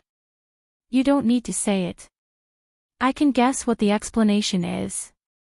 Su Li said with a smile, "It's nothing more than hiding something about the royal family from me. After all, even if I am powerful, I will never offend a country for no reason. If I know it, I will probably drive you away, right?" Fong Mu's face suddenly turned pale, and Yin Shuedong was also worried. She looked at Su Li nervously with her beautiful eyes. They didn't expect that the relationship with Su Li would be on the verge of breaking just after they went out for a day. Chu Qingning smiled, and his eyes were rarely cold. He shrugged and said, "Since you have laid your cards on the table, Su Li, what do you think about the Nanjiang country?" "I don't have any idea." Su Li tilted her head and supported her arm on the stone. She propped up half of her cheek and said in a lazy tone as if she didn't pay attention to the serious atmosphere in front of her. "You have people you want to deal with, and so do I. Moreover, the enemy's forces are so powerful that I can't face them alone. I can only build forces to fight against them. That's why I've never cared about your origins. It's not because I'm aware of it, but because this is a transaction in itself. As Su Li said, she drew on the ground with a branch and pointed to Fang Yuan. You help me kill people, and then in return, I help you destroy the royal family of the Nanjiang country. It is a fair deal, isn't it? The calm words passed through the hearts of the four people. Yin Xuedong and Fang Mu felt cold at the same time, as if they could smell the endless blood brewing under the words.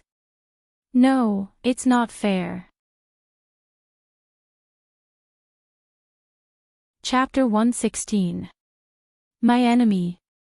A dim light flashed in Su Li's eyes, and she immediately chuckled. I don't know. But, have you ever seen me make a losing deal?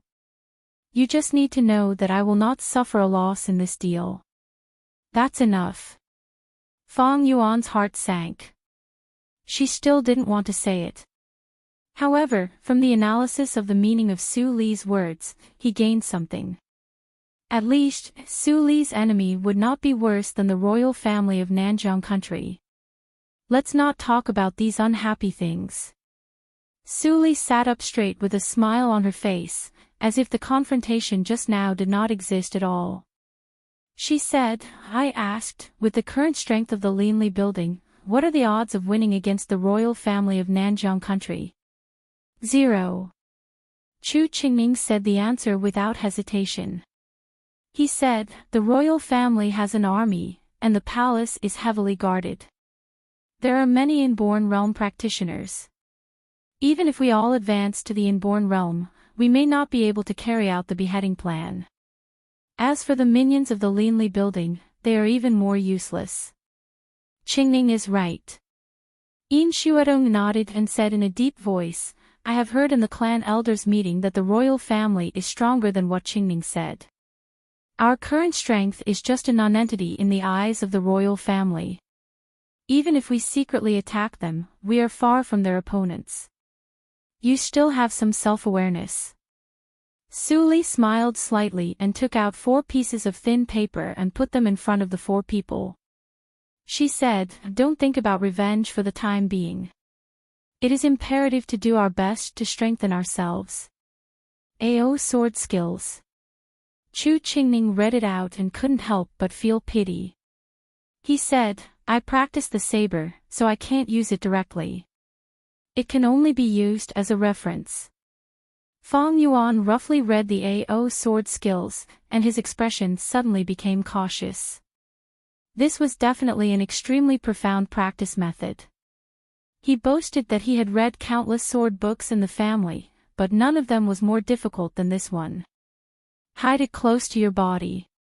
Su Li took out the Liehua spirits hidden somewhere and took a sip. She said carelessly, if it is leaked, we will all be in big trouble.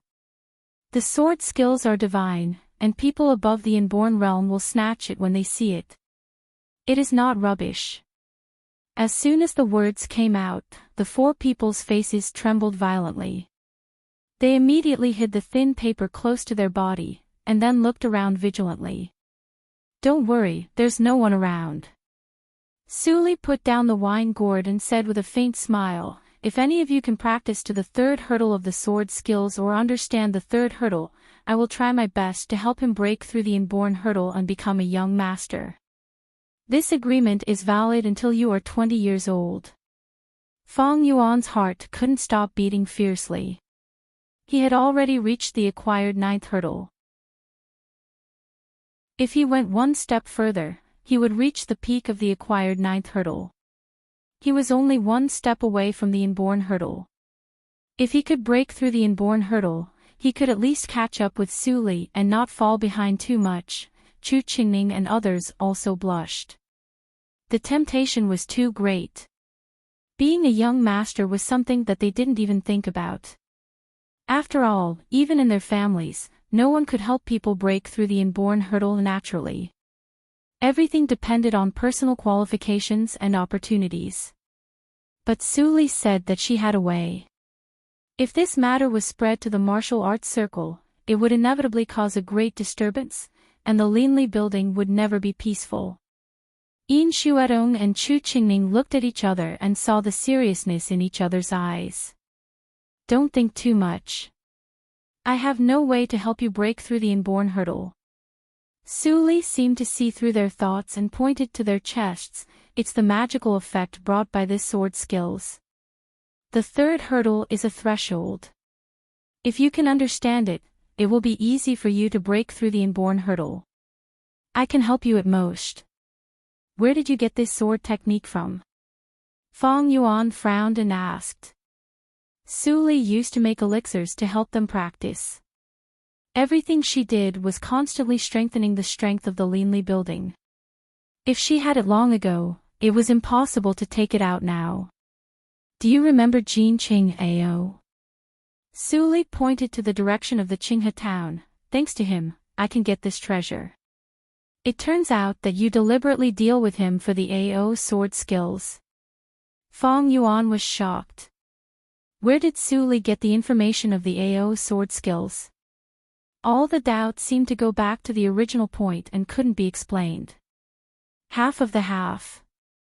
I'm just getting some stuff while I'm taking my revenge. Su chuckled and a light flashed in her eyes. She said in her heart, I just get a little justice for myself. Feng Yuan was silent.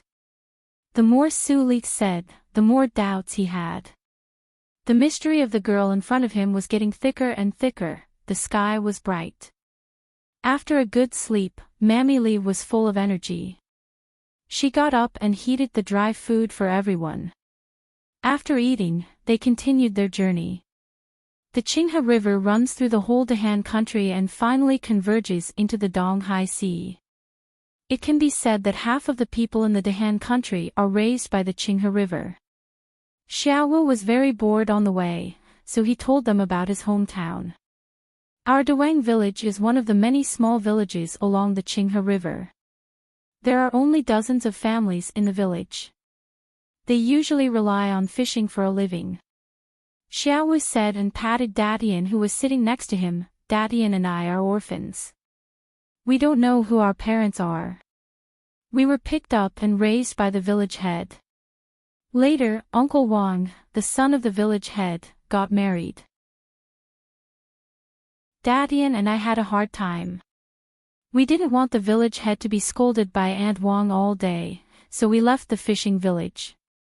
Later, we went to the school to find a job. I didn't expect to meet such a good person as Lecturer Su. Xiaowu briefly talked about his own experience, but deliberately omitted the process from the Wang village to the Qinghe school. Seeing that he smiled brightly, Datian also laughed. He was not as smart as his eldest brother. He usually listened to his eldest brother. As long as his eldest brother was happy, he was happy. They are also poor people. Yin Shuedong sighed secretly, but she didn't have much sympathy. At least Xiaowu and Datian had the village head. But she had nothing before she met Chu Qingning. It took the carriage 4 days to go from the Qinghe town to the Dawang village. During these 4 days, it was not smooth sailing. They encountered many robbers along the mountain road. But those ordinary robbers were no match for Feng Yuan and the other 3 people. They were beaten badly in less than 5 minutes every time and a large amount of money was extorted. Lecturer Su, don't you control them? Xiaowu and Datian were excited and couldn't help but worry. If they robbed every robber they saw, would they offend too many people? I can't control them even if I want to. After all, they are just escorting me all the way.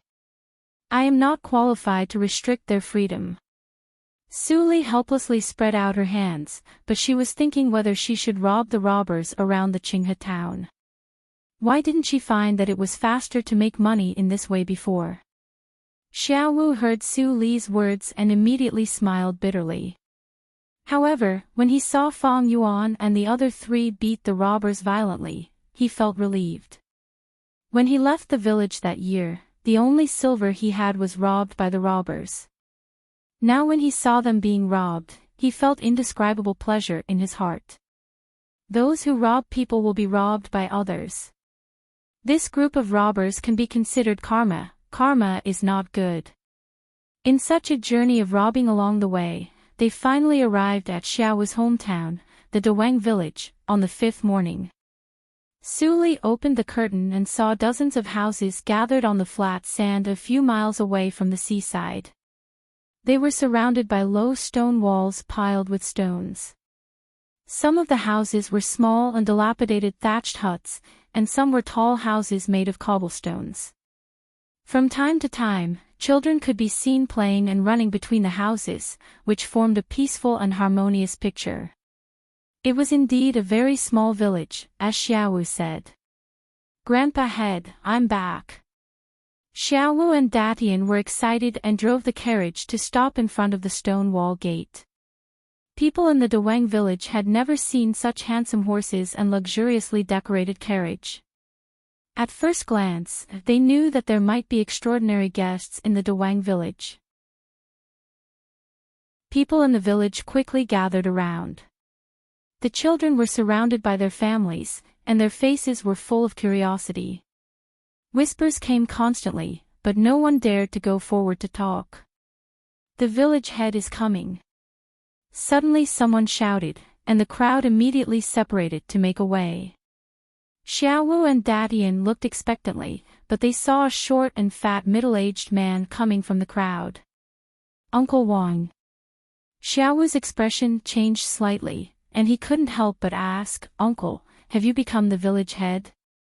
What happened to Grandpa?" Xiaowu and Datian ate well and dressed well under Su Li's care, and their demeanor and momentum were completely different.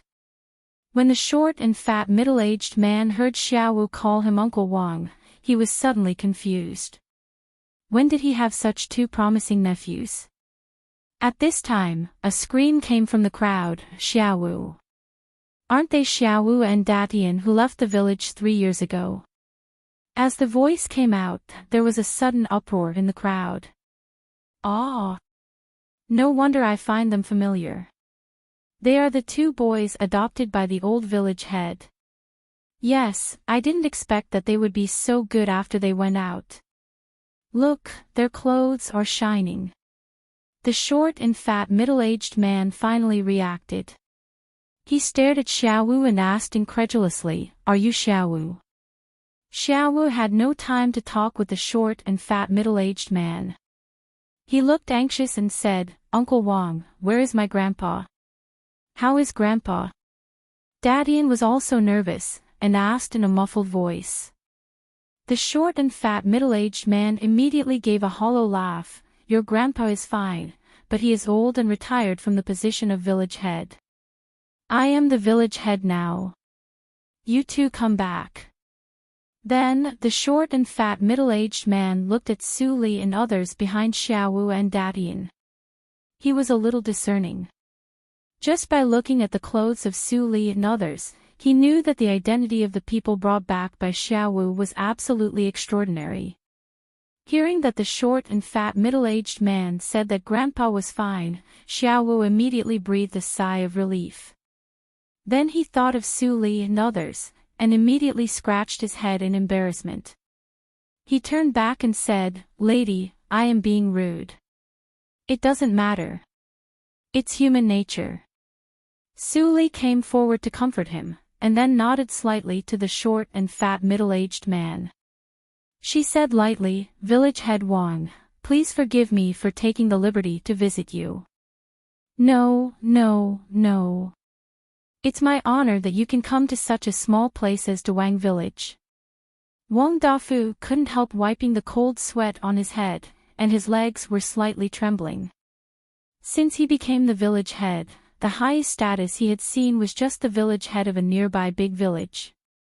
The pressure he felt when facing that person was less than 1/10 of that when facing Su Li. Su Li smiled gently, "Village head, don't be nervous. I heard that the scenery along the Qinghe River is good.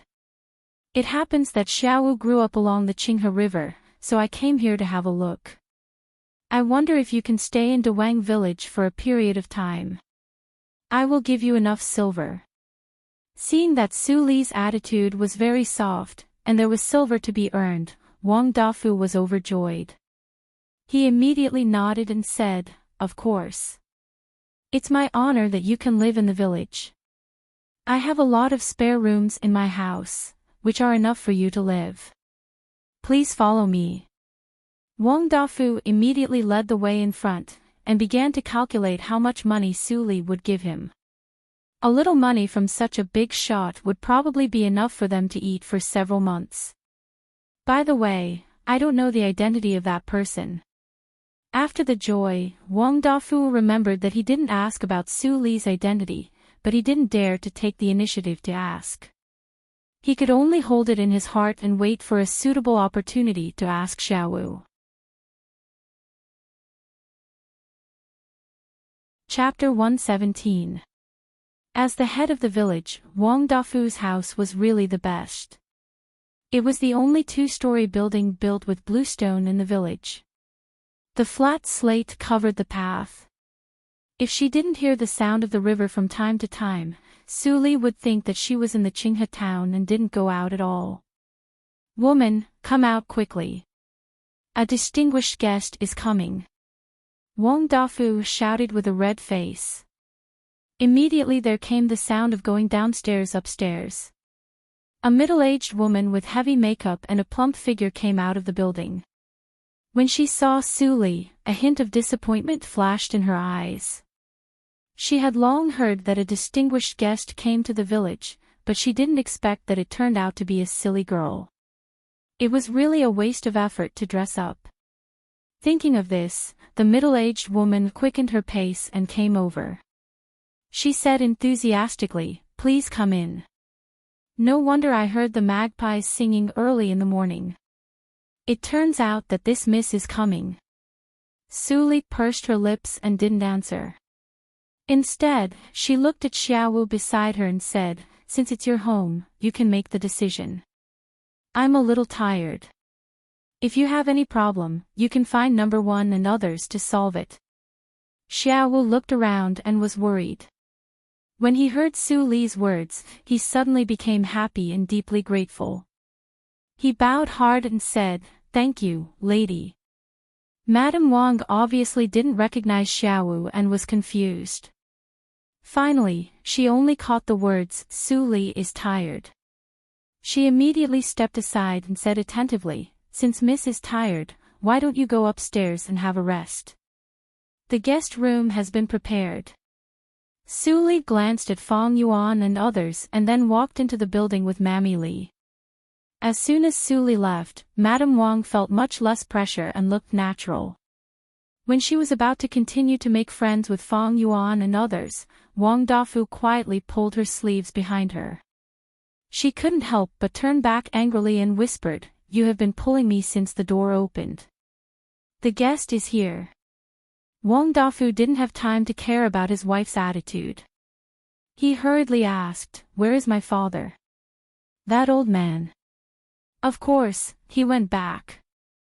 Madame Wang rolled her eyes and did not see Wang Dafu's dramatic change of expression. She turned around and saw Xiaowu, who had walked to her with a serious face. She immediately praised him, "This child is really handsome. At first glance, I know he is well educated. Maizhua can't compare with him." Xiaowu sneered and said, "Auntie said 3 years ago that I was a bastard who was born by a mother but raised by no father. How could you forget it so quickly?"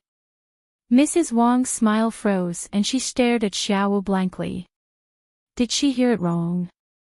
This young man actually called her aunt, and it seemed like, he is Xiaowu.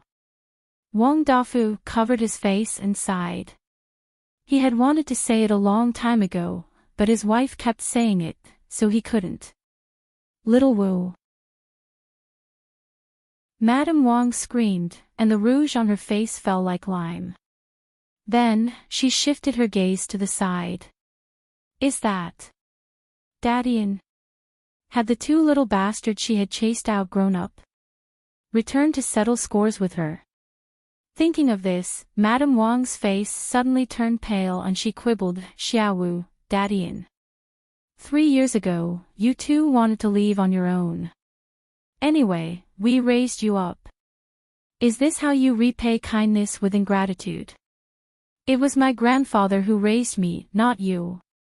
Xiaowu's eyes were very cold. He said, Auntie, I don't want to care about the past. If you didn't force me that year, I wouldn't have met Lord Su. Now I come back just to see if my grandfather is well. Xiaowu looked around and said, which room is he in? Madame Wang's face was very ugly and she didn't speak for a long time. Xiaowu saw Madame Wang's reaction and his expression suddenly changed slightly. He looked at Wang Dafu and said gloomily, Uncle, you said Grandpa is fine. Is it false? Of course not. Wang Dafu quickly waved his hand. Looking at the group of young men and women with cold faces behind Xiaowu, he immediately said obediently, but your grandfather doesn't live here. Before entering the Dawang village, Fang Yuan and others had already taken the appearance-disguising elixir and took off their masks. For a group of ordinary people who didn't know Xiangong, the lowest level of appearance-disguising elixir could cover up their appearance. The effect of this appearance-disguising elixir could last for a long time. Doesn't live here. Xiaowu heard the words and showed an unbelievable expression on his face. He said, Uncle, you are my grandfather's only biological son. My grandfather is old and alone. If he doesn't live here, where else can he live? Wang Dafu looked ashamed and couldn't say it. Xiaowu's eyes were full of anger. He looked at Madame Wang and said, Uncle, you drove me and Daddy away. Now even your biological father is driven away. Do you have any humanity? I didn't drive him away. Wang Dafu quickly waved his hand and looked at Madame Wang with a cowardly expression. Seeing that he was so useless, Madame Wang was so angry that her face turned pale. She pointed at her husband and scolded, Wang Dafu, you are useless. If you do something wrong, you blame your wife. Can you blame me for your father's departure? It was obviously that old thing who disliked me and left on his own accord. It has nothing to do with me. Enough. Xiaowu's roar shook the entire two-story building. Madame Wang was so scared that her body trembled. She immediately kept silent and didn't dare to say anything. Wang Dafu, take me to see my grandfather. Xiaowu looked gloomy and didn't even bother to call him uncle. Wang Dafu shrank his neck and said, he lives in the old house. If you still remember, I remember. Xiaowu interrupted Wang Dafu's words and immediately turned around and bowed to Fang Yuan. He said, Lords, I have something urgent to do. Excuse me. With Fang Yuan's permission, Xiaowu immediately ran out of the yard. Fang Yuan turned around and said to Fang Mu, go with him. Help him if you can. Fang Mu immediately nodded and went out to follow Xiaowu. Suddenly, there were only Fang Yuan, Wang Dafu and Wang Dafu in the yard. The atmosphere was extremely awkward. Yin Xuedong didn't look at Wang Dafu and Fang Yuan. She changed her voice and said, it's still early. Why don't we go out together? She didn't forget Su Li's entrustment before entering the Dawang village. At this moment, she proposed it and immediately got the consent of Fang Yuan and Chu Qingning. They all left the yard in the blink of an eye. Madame Wang stood in the same place for a long time.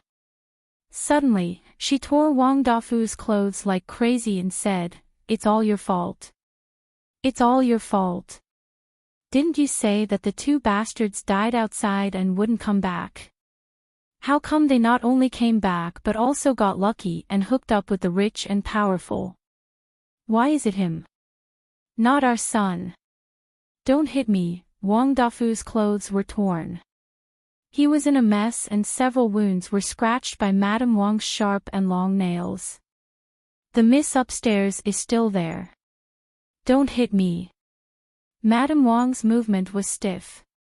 She woke up and quickly pulled Wang Dafu's ear into the house. Su Li sat by the window upstairs and saw everything from beginning to end. But her expression never changed. Miss, are we really going to live here? Mammy Li stood behind Su Li and said angrily, we said that we would pay. Isn't it convenient for Madame Wang? Let's talk about it later. Mammy Li, don't worry. Su Li took the original sword book and lowered her head and said lightly. Mammy Li responded. She thought of all kinds of things that Su Li had experienced since she woke up last spring. She gradually calmed down and turned to do other things. Xiaowu and Datian came to the old house according to their memory. Looking at the thatched hut that was about to collapse, their eyes turned red instantly and they rushed in at the same time. Feng Mu looked at the half-tilted thatched hut and sighed. He bent down and walked in. Under the effect of Su Li's elixir, he was much taller than before. Although it was daytime, the thatched hut's window was small and the light was very dim. Xiaowu bent down and passed through a straw door. He immediately saw the weak old man lying on the bed. It was the old village head that he missed for a long time. Grandpa. Xiaowu knelt in front of the straw couch and burst into tears. He said, Grandpa, I am back. I am Xiaowu. Datian and I have come back to see you. The old man lying on the bed opened his eyes in a daze, revealing a pair of turbid eyes. When he heard the voice, a pair of old hands as rough as bark immediately stretched out. After grabbing Xiaowu's hand, he immediately smiled and showed his few teeth. It's Xiaowu. It's good that you are back. It's good that you are back. Xiaowu grasped the old man's hand tightly. He looked at the clothes that his grandfather wore like a beggar. He didn't know how long he hadn't taken a bath. His whole body exuded an unpleasant smell. He was so weak that he couldn't speak loudly. It was obvious that he was too hungry and had no strength. Xiaowu's eyes emitted a cold light. 3 years ago, he was a healthy old man who was hale and hearty and dressed neatly. It was absolutely abnormal that he became like this today. Feng Mu glanced at Xiaowu and his 2 grandsons at the door and did not go in. He turned and walked into another room of the thatched hut. It should be the kitchen according to the geographical location.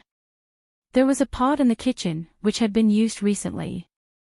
Feng Mu opened it and saw the turbid soup floating in it. He immediately took the spoon and scooped it up to have a look. It was all wild vegetables. He doesn't even have food to eat. No wonder the old man is so weak. Feng Mu murmured. Although he was not a doctor, he had experienced the old man's weak state. He could see it at a glance. After thinking for a moment, he untied the water skin from his waist and took out an elixir. He turned and walked into the room. Grandpa, tell me, did that woman, Huli, do you think she did it? I'm going to find her now. As soon as he entered the room, Feng Mu heard Xiaowu's words full of killing intent. No. Don't. Don't make trouble. The old man gasped and said intermittently. He was afraid that Xiaowu would do stupid things. He used all his strength to hold Xiaowu's hand and didn't let him go. But he was so anxious that he rolled his eyes and fainted completely. Grandpa, what's wrong with you? Xiaowu panicked immediately. He kept shaking his grandpa's body with tears flowing. Grandpa, don't scare me. Feng Mu couldn't stand it anymore. He pulled Xiaowu away and shouted in a deep voice, if you don't want to see your grandpa starve to death, get out of my way. Xiaowu stood up without saying anything and knelt down in front of Feng Mu. He said, Your Honor, please save my grandpa's life. I'm willing to do anything. Feng Mu sat on the bedside and fed the old man the elixir. He tapped several acupoints on the old man's chest with his fingers to help open them. He said, Don't worry. Your grandpa is fine. He just fainted because of hunger. I fed him a pill with a mild medicinal effect. It's enough to help him recover from his weakened state. If you have the time to kneel, why don't you go get some food from the carriage? This pill alone isn't enough to make him full. Xiaowu heard Feng Mu's words and immediately smiled. He wiped his tears and said, "Thank you, Your Honor. I'm going now." Dadian knelt on the ground and kowtowed a few times. He didn't know how to express his gratitude. He could only tell Feng Mu with actions. Chapter 118. 10 minutes later, there was a smell of meat coming from the thatched cottage. The old village head held the steamed bun in his right hand and the broth in his left hand. While wolfing down the steamed bun, he raised his head and repeatedly confirmed with Xiaowu, "Xiaowu, these, are you sure you didn't steal them?" Xiaowu scratched his head and looked embarrassed. It seemed that there was nothing wrong with stealing. The bodyguard was not Lord Su Li's servant. He asked him to get the food. Xiaowu was so anxious that he didn't react and went to get it directly. The old village head stopped eating, put down the steamed bun, and said with a sullen face, "Really? How did I teach you? How can you steal?" Xiaowu lowered his head shamefully. Feng Mu immediately smiled and said, "Old village head, don't blame Xiaowu. I asked him to get it. I think Lord Su Li won't care about such a small thing." Lord Su Li. The old village head was confused. Then Xiaowu talked about his experience in the past 3 years and his current situation. The old village head burst into tears immediately. He touched the heads of Xiaowu and Datian with relief and sighed, "God bless you two to meet such a good person as Lord Su Li. By the way, I can recover so quickly thanks to the elixir of this little brother. Unfortunately, I have no money and I'm afraid that I can't afford it. Your unyielding character is admirable. Although the elixir is good, it is not as good as your life." Feng Mu looked sincere and smiled gently. "Besides, the elixir was given to me by my master. Naturally, I can control it. Even if my master knows it, she won't say anything. Don't worry, old mister. Little brother, you are really kind-hearted." Seeing Feng Mu and his grandfather talking happily, Xiaowu temporarily suppressed the anger in his heart. He thought that the bodyguard looked cold and hard to get along with, but in fact, he was surprisingly kind-hearted. It was really amazing. "Grandpa, it's almost dark. Go back with me," Xiaowu said and was about to help the old village head up. The old village head was defeated and waved his hand repeatedly, "You go back. I won't go there, so as not to make trouble for Dafu." "Grandpa, what are you saying?" Xiaowu frowned and said hurriedly, "Grandpa, you did nothing wrong. Why are you starving and suffering here? It is clear that Wang Li wants to drive you away. I won't let her get what she wants. Besides, don't you want to visit Lady Su Li? She is the benefactor of me and Datian. Maybe she will uphold justice for you." The old village head failed to persuade Xiaowu. Finally, he followed Xiaowu back to the small building. "Ayo, what's that smell? It's sour and stinky. I can smell it from afar." Wang Li covered her nose and ran out of the yard. When she saw Xiaowu and the other 3 people coming back, her face immediately became longer than a horse's face. Her sharp voice pierced the eardrum. "Little Wu. Why did you carry him back? It's so smelly. Hurry up and get out, don't dirty the courtyard." Xiaowu was angry and was about to step forward. But Feng Mu stood up first and said, "Madam Wang, it is my idea that the old village head comes back. It is also my master's idea. Do you have any objection?" Wang Li looked stagnant and said intermittently, "Even, your miss can't meddle in other people's family affairs, can she?" As she said, Wang Li had stepped aside and stopped blocking the door with her body. Xiaowu snorted and walked into the yard with the old village head on his back. Then he and Datian immediately started to wash the old village head and change his clothes. Fong Mu glanced at Wang Li, who stood aside with resentment. Then he went up to the second floor nervously. Before he reported, he heard a melodious voice like that of an oriole coming from the room. "Come in." Fong Mu's scalp was numb. He hesitated for a moment and opened the door obediently. When he saw Su Li sitting in a chair and reading a book with her back to him, he immediately walked a few steps lightly and stood behind Su Li. It was the first time for him to face Su Li alone. It was impossible to say that he was not nervous. Although they were of the same age, Su Li's image in his heart was heavier than that of his eldest brother, Fong Yuan.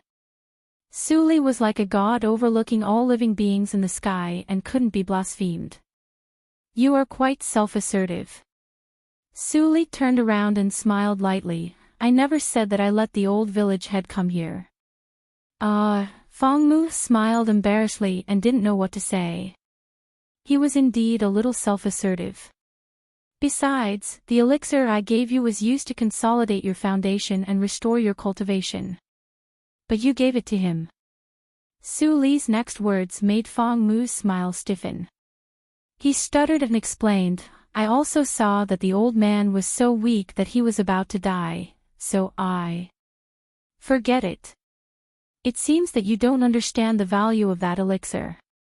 Su Li lowered her head again and looked at the scroll in her hand. "For the sake of him being Xiao's grandfather, I won't argue with you. But the cost of refining the elixir will be borne by you. I will deduct it from your salary." Fong Mu gave a hollow laugh and said, "Can I ask how much is the elixir worth?" "It is your salary for 3 years. You can leave now," Su Li said lightly. Fong Mu looked aggrieved and almost cried out. But after thinking about it, he found that he ate, drank and lived in the Linli building. Even if he had no salary, it didn't affect him. But if he wanted to go out in the future, he had to ask his eldest brother for help. Mammy Li sent Fong Mu away. Looking at his listless appearance, she couldn't help but snigger. The miss really likes to tease these boys. I don't know which one is the type that the miss likes. Speaking of which, the miss is 16 years old. It's time to talk about marriage. Time flies. Speaking of which, the old miss has been gone for 16 years. Mammy Li stood by the door and looked at Su Li, who was reading quietly in the room. She sighed in her heart, if the little miss is still alive, she will be as old as Arya. In the bathroom, Xiaowu and Datian boiled 3 buckets of bath water for the old village head. They almost removed 3 layers of the old village head's dirty skin. The firewood piled in the room was reduced by half. Wang Li couldn't help but curse. "Old bastard, you waste so much firewood as soon as you come back.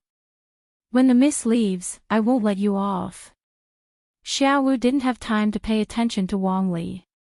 He happily helped his grandfather change into the clothes he brought from the Qinghe town and combed his grandfather's disheveled white hair. The old village head immediately seemed to be a different person from inside to outside. He became the old man of virtue and prestige 3 years ago instead of an old beggar in rags. Looking at his clothes, the old village head couldn't hide his joy and said, "Xiaowu, it's not impolite for me to see Miss Su in this clothes, right?" "No, it's not." Xiaowu smiled brightly and said, "Miss Su is very nice. It doesn't matter if you wear coarse clothes, as long as you are clean." "How can I do that?" The old village head pulled a long face and looked at himself in the mirror. "Anyway, Mr. Su is the benefactor of both of you. I have to be serious. Datian, come and help me to comb my beard. How can I see others with such a mess?" When the 3 of them were busy, a short and fat figure came to the door. It was Wang Dafu. Seeing that his father regained his spirit, Wang Dafu suddenly had extremely complicated emotions. All kinds of words piled up in his heart were stuck in his throat and finally turned into one word, Dad. When the old village head turned his head and saw Wang Dafu, his face immediately became gloomy. After a few seconds, he snorted and said, "Don't worry. Even if you give me this place, I won't live here. This time I just come to see Xiaowu's benefactor. I won't disturb you." Hearing that, Wang Dafu immediately breathed a sigh of relief. He nodded and said nothing. Then he turned around and left the room. Xiaowu was so angry that his lungs were about to explode. He shouted, "You don't even care about your father's life. Wang Dafu, are you still a human?" The old village head hurriedly pulled Xiaowu and sighed deeply. His wrinkled face looked tired and said, "Forget it. I'm also tired. I can't scold you anymore. Xiaowu, don't make trouble for Miss Su. Just let it go." He would rather suffer losses than any misfortune in his son's family. This was also retribution. If he didn't have a bad vision and let his son marry Wang Li, he wouldn't end up like this today. Looking at the old village head, Xiaowu's heart ached. Finally, he could only listen to the old village head and no longer make trouble for Wang Dafu. Ta, ta, ta, accompanied by Xiaowu, the old village head went upstairs. Mammy Li pushed the door open. When the old man, who was in his 60s, saw the young girl in the room, he was suddenly stunned. He looked around and blurted out, "Where is Miss Su? Why is she not upstairs?" Xiaowu hurriedly whispered, "Grandpa, she is Miss Su, the youngest special class lecturer of the Qinghe Girls' School." The old village head was completely stunned. Su Li was just a young girl. How could she become the special class lecturer of the Qinghe Girls' School? "Grandpa," Xiaowu shouted twice, and the old village head immediately came to his senses. He tidied up his clothes and walked in. When he was about to kneel down, Su Li stepped forward and held him. Her gentle voice like spring breeze flowed into the old village head's heart like a stream. "You are an elder, so I should be the one bowing to you. I can't accept kneeling to you." Su Li's laughter immediately made the old village head relax. He shook his head and said, "In ancient times, the accomplished are the teachers. Miss Su can become the special class lecturer of the school. You must have real ability and learning. I am just a Shiozai who failed the imperial examination. How can I be compared with Miss Su? It is not inappropriate to worship her." "Old village head, you are really a talkative person." Su Li personally poured tea and let the old village head sit down. She said, "May I know your name?" The old village head was flattered and took the tea. He hurriedly said, "I am Wang Wangmyo. My ancestors have been in Dawang village for generations. When I was young, I went to the nearby town to take the local examination and became the village head. I am not as knowledgeable as Xiaowu. I am really ashamed, old village head, you are really modest. In fact, besides coming here to relax, I have another request. I hope you can help me." Su Li said and signaled Mammy Li with her eyes. Mammy Li immediately took Xiaowu and Datian away. Seeing Su Li being so cautious, the old village head couldn't help but feel nervous. He originally thought it was strange that a special class lecturer of the Qinghe Girls' School would come to such a poor and backward village. It turned out that she really had other purposes. After contemplating, the old village head looked serious and said slowly, "Miss Su, you can say it directly. Xiaowu and Datian owe you a lot. As long as I can help, I will do my best to help you." Su Li still smiled gently and said, "Old village head, don't be nervous. It is not a big deal. You have lived here for decades. You must be very familiar with the terrain. Do you know some beautiful and unfrequented places? I want to build a yard to enjoy the beautiful scenery. After all, I can't live in other people's homes every time I come here." "I see." The old village head suddenly understood and immediately said with a smile, "I have no other skills. But in terms of familiarity with the terrain of the nearby mountains and rivers, no one can compare with me within 100 miles. When I was young, I worked as a laborer in the medicine hall and went into the mountains to collect herbs every day. If you want to find a place, I will take you to see it tomorrow. Suli smiled slightly and shook her head. It is not urgent. I have ordered others to buy the map of the nearby mountains and rivers. At that time, you only need to mark the suitable place, and someone will go to explore it. It will save a lot of time. That's good. The old village head looked ashamed and said, I can't stand the tossing and turning. Miss Sue, you are so thoughtful. I also want to save time. Don't be ashamed, old village head. Suli comforted him and drank tea quietly without talking. The old village head also imitated her and took a sip of tea, but he felt strange in his heart. Chapter 119. Bang! Suddenly, there was a loud bang in the small courtyard. It seemed that the courtyard door was kicked open. Although the old village head had lived for a long time and had good self-restraint, this was his son's home. When he heard the sound, he couldn't sit still immediately. If you are curious, you can go downstairs and have a look. I am used to staying alone. You don't need to wait for the map here. After Suli reminded him, the old village head excused himself and hurried downstairs. When he went downstairs, the old village head saw the culprit who kicked open the courtyard door. He was slightly stunned. Standing at the door was a little boy who seemed to be about 10 years old. His clothes were tattered. He didn't know where he came back from fighting. The boy sniffed with his nose. Suddenly, he pulled a long face and howled, Mom, the house is so stinky. Is it done by Dad? Wang Li heard the sound and came out. When she saw the boy, she immediately exclaimed, Oh, my baby son, Joao. What happened to you? Your clothes are torn. Let me see if you are hurt. The boy's face shrank. He immediately swung his sleeves and hit Wang Li's face. The latter screamed in pain, I'm fine. Let Dad out. He made the house so stinky. I'm going to get even with him. When the old village head saw his grandson, whom he hadn't seen for 3 years, became so sloppy, he trembled with anger. He couldn't help but step forward and slap the boy. Slap! Wang Li was instantly stunned. She looked at the old man who was bullied casually like an angry lion.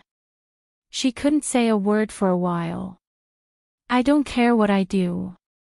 But look at what you taught Joao. How can you face the ancestors of the Wang clan like this? Today, I will let Dafu divorce you. Wang Li was stunned for a moment and finally reacted. She screamed angrily, Old bastard, how dare you hit me? Dafu, you bastard, come out. My life is so bitter. Even your dad dares to hit me. How dare you? Wang Lijua also followed his mother to beat the old village head. He cursed, Old bastard. Who asked you to hit my mother? Who asked you to hit my mother? Wang Dafu came out in a panic and saw that his wife was fighting with his father. His son was also inside, so he immediately went up to stop them. Who knew that he wouldn't be able to stop them? Soon, he became the target of Wang Li and her son's beating. Suli shook her head repeatedly and asked Fangmu, Xiaowu and others to stop them. Although she didn't want to meddle in the affairs of the Wang family, the old village head was still useful. If his brain was damaged, it would be bad. Fangmu had cultivation, so his strength was great. Soon, he separated the 4 people who were wrestling together. The old village head's lips trembled. He kept breathing heavily and stared at Wang Li fiercely. Wang Dafu sighed and covered his wound. Wang Lijua was inevitably injured by accident. He did not feel it when they were fighting, but after they separated, he felt pain all over his body and immediately cried. What a sin! The old village head wailed and went back to the house with the help of Xiaowu to end the farce. At dinner time, Su Li received the invitation of the Wang family to go downstairs for dinner. After she went downstairs, she saw the 3 members of the Wang family sitting at the table with bruised noses and swollen faces. A light flashed through her eyes. Then she walked over calmly and sat at the table. Wang Li immediately smiled politely and said, "Thank you for coming, Mississippi. These dishes are the specialties of our Dawang village. I don't know if they suit your taste." "Madam, you must be joking. I am also from a poor family. There is nothing I can't get used to," Su Li said and picked up the chopsticks. She picked up a piece of game and ate it slowly. Wang Li saw that Su Li ate elegantly and thought that Su Li was just joking. She didn't believe that poor families would teach their children table manners. Wang Lijue stared at Su Li. The daughters of the villagers were exposed to the wind and sun all day long. Their skin was dark and they didn't have any temperament. He had never seen such a beautiful elder sister like Su Li. In his eyes, it seemed that Su Li's every frown and smile were shining, just like the fairy daughter in the book. "I haven't introduced him to you, Mississippi. This is my son, Wang Lijue." Wang Li smiled and held Wang Lijue's hand. Although he is a little naughty, he is now a student of the school in the town. He has learned a lot of poems and songs. "Miss, maybe you can't win him in an argument." "Really? He is really a little genius." Su Li's expression didn't change and she said with a faint smile. Xiaowu and others who were standing by the door couldn't help but laugh. Wang Li really dared to say anything. At this moment, Wang Lijue suddenly stood up from his seat. He pointed at Su Li and said loudly to Wang Li, "Mother, I want to marry her." Puff! Wang Dafu, who was still drinking tea, was so shocked that he spat saliva on Wang Li's face. Wang Li stared blankly at Wang Lijue, who was only 10 years old. Even Fang Mu and others who were standing outside the door couldn't help but turn around and poke their heads out to look into the room. The whole room suddenly fell into a strange silence. Wang Lijue looked at his mother's face full of saliva with disgust and said unsatisfactorily, "Why don't you speak? Mother, didn't you say that even the stars in the sky will be picked for me? You also said that the women I like are all their honor. I like her. Let her marry me, okay?" The cold sweat on Wang Li's face instantly came down. She quickly covered Wang Lijue's mouth and said with an apologetic smile, "I'm sorry to frighten you. Shua is still young and a child's words carry no harm. Please don't blame me." Su Li slowly took the bowl and took a sip of the soup. She was still smiling, but it made Wang Li couldn't help but feel cold. Was this the momentum of a miss from a big family? It was so terrible. "I don't blame you." Su Li put down the bowl and said indifferently, "But today, Su Li has seen the world. It seems that your child's education needs to be improved. Yes, yes, yes. Miss Su is right." Wang Dafu held down Wang Lijue, who was constantly struggling. He immediately stood up and bowed to Su Li fiercely, "My family is unfortunate. I will discipline my son well in the future. I'm really sorry." Su Li took the towel handed by Mammy Li and wiped her mouth. "Enjoy your meal." "Excuse me." Then, before the couple of Wang family asked her to stay, she turned around and walked up the stairs, as if Su Li was the master here, not Wang Dafu's home. As Xiaowu and others left with Su Li, there were only 3 members of the Wang family in the central room. Wang Dafu's chest violently rose and fell. He had never wanted to strangle his son more than now. He even dared to flirt with a miss from a big family from the Qinghe town. "You taught a good son. Wang Dafu pounded the table fiercely and finally took out some of the spirit that a man should have. Now don't talk about money.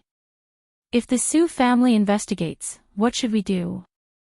Wang Dafu. Wang Li let go of her hand that covered her son's mouth and pointed at Wang Dafu's swollen eyes. She scolded again, "You bastard. Since that old bastard came back, you have become more daring. You scold me again. I'll beat you to death." When Wang Lijue saw his parents start fighting again, he felt that he was being completely ignored. Immediately, anger rose in his heart. He picked up the stool and smacked the back of the couple, causing them to stagger and fall on the table full of food. Ouch! My waist! Wang Li climbed up from the table. Her body was covered with all kinds of soup, vegetables, and leaves. She turned around and saw her son who was still holding the stool angrily. She was so angry that her heart, liver, spleen, lungs, and kidneys tangled together.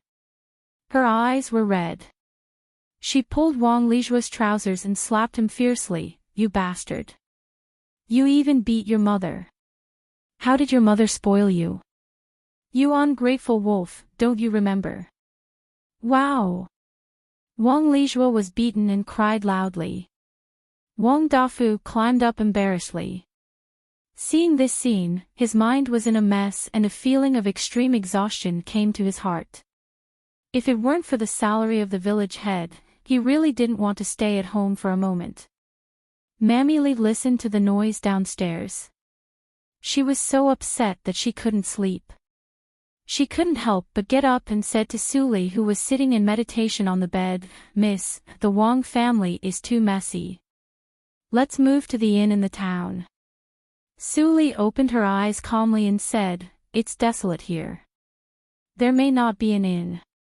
Let's wait for Fang Yuan and others to come back."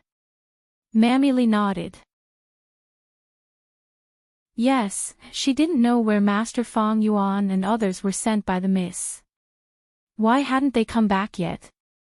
After midnight, the Wang family finally felt tired. There was no sound on the first floor. It was a silent night. The next morning, before Wang Dafu got up, a villager knocked on the door. He opened the door and saw that the person who came was the village's most nosy big mouth. He suddenly felt strange. Why did this woman come to his house? Village head. The village woman was happy and said, "Someone from our Dawang village comes again." What? Wang Dafu was stunned. Just serving Miss Su was enough to make him tremble with fear, and now there was another one. "It's not what you think."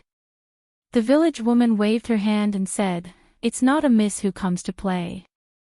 It's a group of people from the broker house who want to buy children." Wang Dafu suddenly understood and then said with a strange face, "Then why do you come to my house?" He only had one son, Wang Lijue. Although his son was a bastard, he couldn't sell Wang Lijue. "Hey! It's different this time. I'm kind enough to remind you." The village woman said unhappily, "This time the boss of the broker house is very extraordinary. The children sold to the broker house before are worth a bag of food at most. This time they want to collect good seedlings. If you want to sell them, but you can't pass the test, they won't necessarily accept you." Really? Wang Dafu was surprised and said, "Now even the broker house is so particular about buying children. I think the broker house has an extraordinary background. It's definitely not a swindler. They are now setting up a stall at the entrance of the village. They also said that even if they don't sell them, they can get money if they send their children to do the test. It's such a good thing. How can I not inform you?" Wang Dafu was immediately moved by the village woman's words. It would be a waste if he didn't take advantage of it. Besides, Wang Lijue was beaten by her mother yesterday and he didn't go to school today. It was better to send him to have a test. The village woman left after informing them. She took the money from the broker house. The more she informed, the more she would get. Naturally, she had to work harder.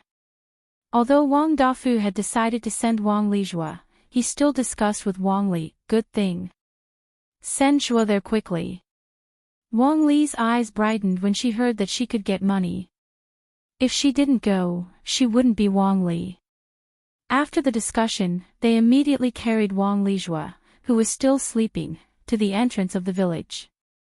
Just after the Wang family left, Fang Yuan and the other two finally rushed back to the Dawang village. They passed by the entrance of the village and saw a group of people. They didn't look at them and went directly to Su Li's residence.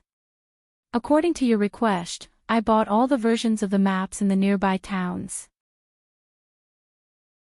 On the second floor, Su Li and the old village head sat opposite each other. Fang Yuan stood in front of them and spread out brand new maps. Some of them were made of silk cloth, and some were made of rice paper. Just by looking at the materials, it could be known that the maps were expensive. The old village head's eyelids were trembling. How much money would it cost? It seemed that Su Li was really a rich girl. She really wanted to build a yard in the nearby mountain. Hey, what map is this?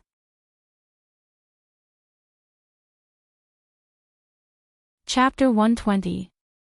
The old village head's hands trembled slightly. These kids, who seemed to be in their 20s, could grab things from the hands of the bandits.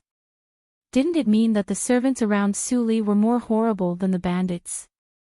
Thinking that his son was still thinking about how to make a lot of money from Su Li, the old village head couldn't help but feel numb. Old village head. The old village head was shocked.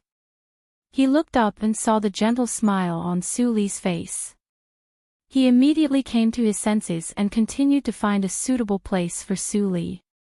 After 2 hours, the old village head wiped his dry eyes. He hesitated for a moment and crossed out the last place that made him feel uneasy. He couldn't help but remind Su Li, I remember that I went to this place more than 40 years ago. After I went in, I couldn't tell the directions and couldn't find the way out. I almost starved to death. Finally, I don't know how I got out and survived. I still have a lingering fear when I think about it. Mr. Su, if it's not necessary, you'd better give up the last place. Su Li's eyes flashed and she nodded with a smile, don't worry, old village head. I know what I'm doing. These taels of silver are enough for you to buy a house in the nearby town and hire servants. Then you can spend the rest of your life in peace.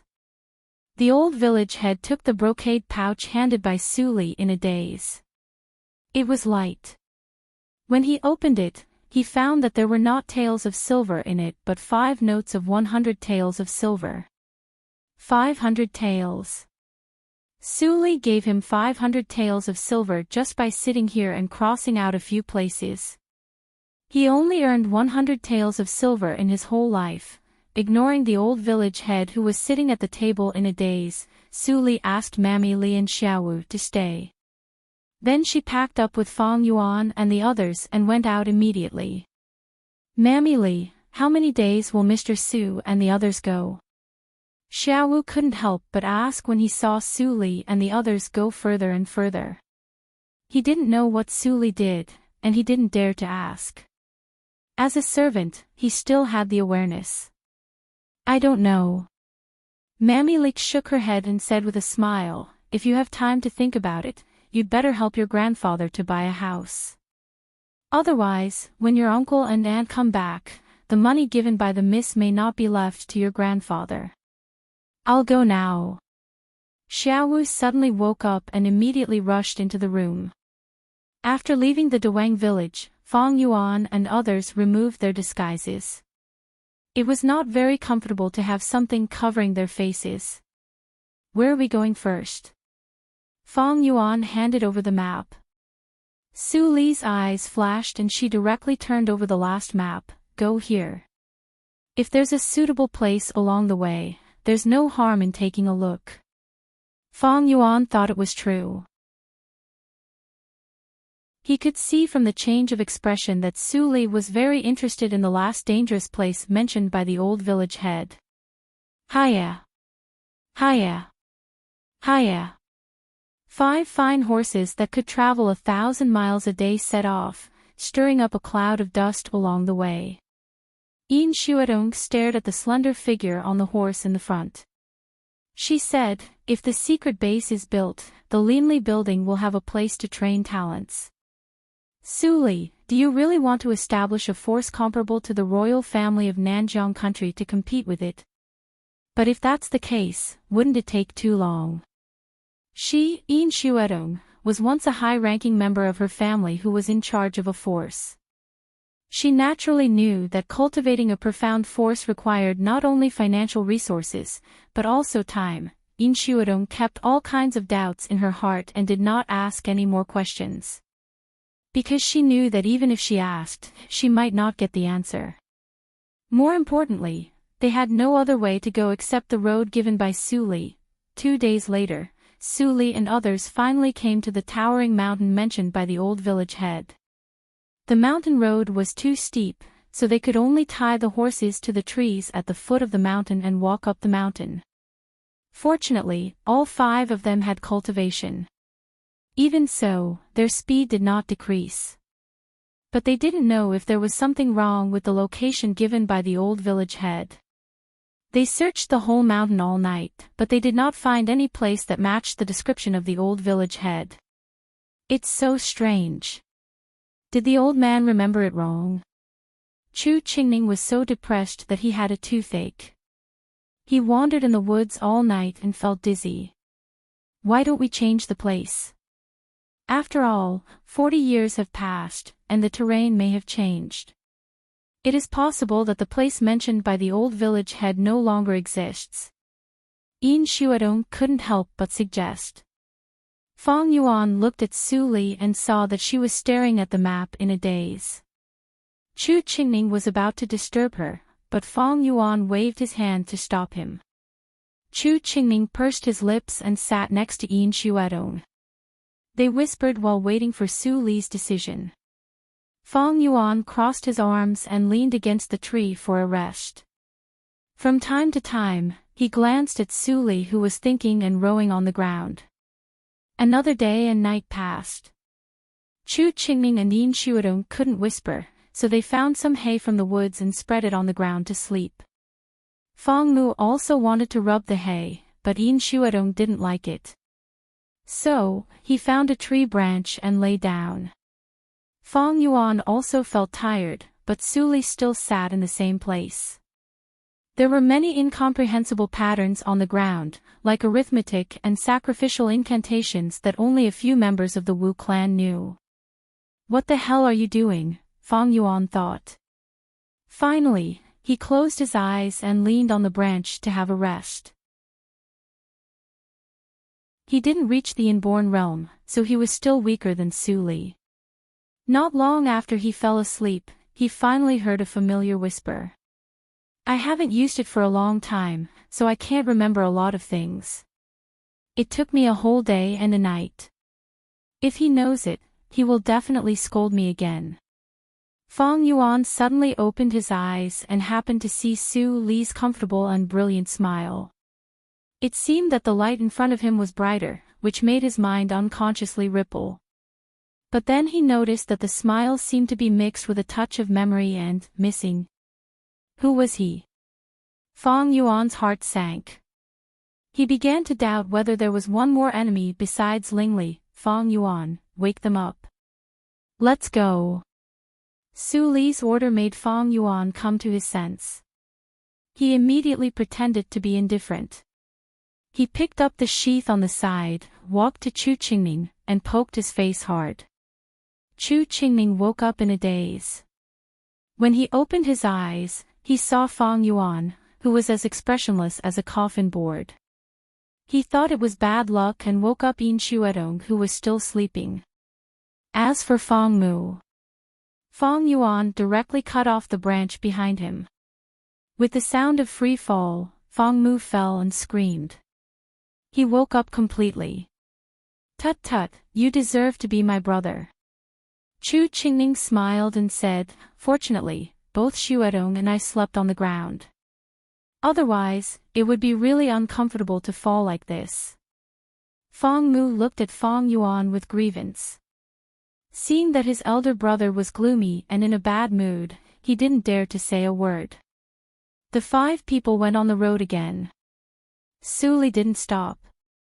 She went straight to the mountainside. It only took a quarter of an hour to reach the destination. It was a bare stone platform with nothing. "We have passed here several times, haven't we?" Chu Qingning squatted down and touched the new grass under his feet with his fingers. Then he looked at the bare mountain wall with a strange look and said, "There is nothing here. It doesn't look like there is a valley in the terrain." Suli stood in front of the mountain wall and deduced. Then she took a deep breath and used the strength of her palm to hit the mountain wall. Boom! A deafening roar resounded in everyone's ears. Feng Yuan thought that Suli would hit a lot of mountain stones, but he saw that the latter was blasted out at a faster speed and was shaken off the cliff in the blink of an eye. "Suli!" Chu Qingning and others exclaimed in horror. The sudden change was unexpected and there was no time for them to help. Feng Yuan's pupils shrank. He rushed to the edge of the mountain and was about to jump down. However, Suli had already come up from the cliff and gently held Feng Yuan's hand to stop his forward momentum. She said, "It's okay for me to go down, but it's not necessarily for you. Don't do stupid things." Feeling the softness from his fingertips, Feng Yuan's face turned red. After hearing the latter's words, he stopped breathing and his whole body was full of vigor. He must break through the inborn realm as soon as possible. "Suli, are you okay?" Seeing Suli coming, Yin Xuedong couldn't help but ask with concern. Suli shook her head slightly and continued to calculate against the mountain wall. Chu Qingning tooted and said, "This is the inborn realm. After the purification, her body is as light as a feather. She doesn't get hurt even if she falls down. If we go down, most of us will die, a living young master." Yin Xuedong looked at Suli's back with admiration in her beautiful eyes. Boom! Suli slammed on the mountain wall again, and the sound made everyone's head hurt. Suli was shaken far away again. But this time, she controlled the strength and was not shaken off the cliff. Feng Yuan didn't look at Suli anymore. He directly sat down with his legs crossed and took out the AO sword skills to read. The other 3 people didn't have Feng Yuan's tenacious belief. They couldn't understand the swordsmanship book in the continuous roars. They could only stay a little farther away, practice in 3 different places, and watch the surroundings. Although few people in the martial arts circle came to the Dehan country, it was better to be careful. Suli constantly bombarded the mountain wall for the whole day. Feng Yuan gradually saw the pattern. Every time, Suli adjusted the angle and strength. It seemed that she was looking for something. And every time, the counterforce from the mountain wall became smaller and smaller in the process of Suli's constant adjustment. The moonlight shone through the dense leaves. Suli looked tired, but she was very excited. She had already determined where it was, and just now, she had found the weakest point. Without hesitation, she pressed her right palm on the mountain wall. Her palm spat out. Finally, the mountain wall didn't make a deafening sound. Instead, it broke like a piece of thin paper with a pop sound. Immediately, the scene in front of him shook a few times like water ripples, and the scene in front of him was completely different. Feng Yuan was rarely shocked. He slowly stood up and looked at the new world that suddenly appeared. He was speechless. Tactical Matrix.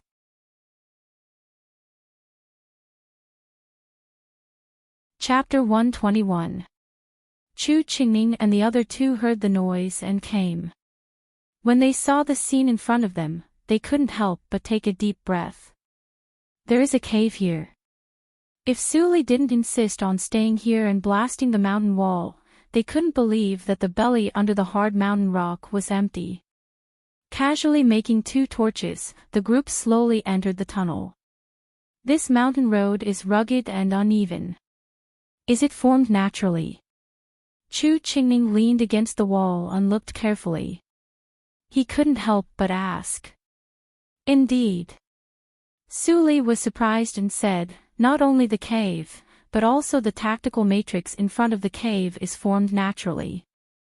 It only has the ability to trap people, but not to kill. Old village head, you're lucky to come out from inside. Chu Qingning suddenly understood. Yin Xuedong's eyes were full of splendor. The tactical matrix was a profound skill that could only be touched by the real martial arts circle. The Yin family, the Fong family and the Chu family existed in Nanjiang country. They could only be regarded as half of the martial arts circle at most. Now she was more and more suspicious that Suli was not a child of the Su family in the Desu town. She probably had another origin. The mountain road was not complicated, and it became narrower and narrower. At the end, there was only a space of 10 square meters, but Suli was very satisfied. With the development of this place and the natural tactical matrix at the entrance, there was no more suitable training base in Dehan country. She came here just for a beginning. If there was no suitable place near Dawang village, she would find another remote place for the base. But she didn't expect that the old village head gave her a big surprise. In this way, we can select the suitable seedlings to train. But Yin Xuedong hesitated and asked, how to develop this place? If we let the craftsmen come here, it will be exposed in vain. If we kill them, it doesn't matter. I have my own way. Suli didn't say it clearly, but a faint light flashed in her eyes. After another 3 days, Chu Qingning and others were impatient.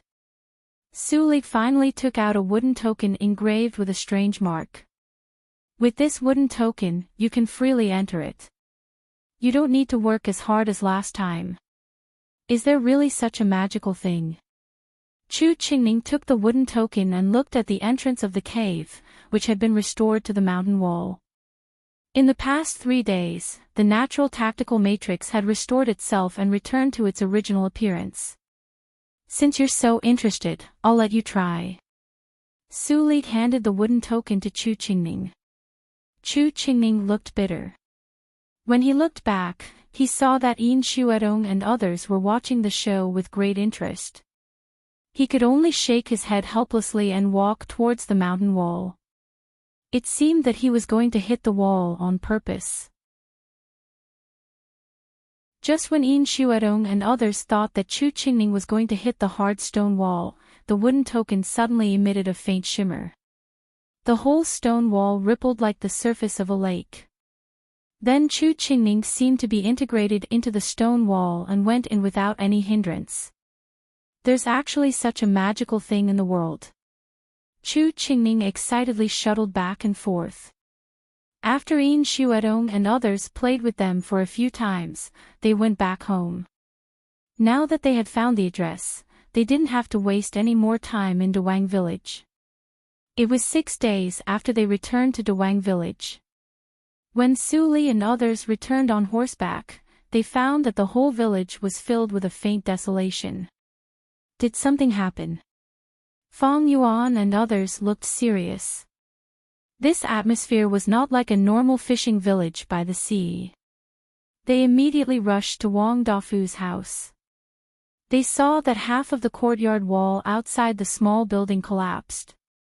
There were 2 white lanterns hanging on the small door. Obviously, someone died. Suli raised her eyebrows and walked in. But she didn't see any mourning hole. There was only a straw mat on the ground, and a corpse was wrapped in it. Fong Yuan immediately stepped forward and uncovered the straw mat. When he saw that the person lying on the straw mat was not Mammy Li, he was slightly relieved. Then he pursed his lips and turned back to whisper, it's the old village head. He was killed with one blow. He was at least a warrior in the acquired third hurdle. When everyone heard that, except for Suli who was expressionless, their expressions changed.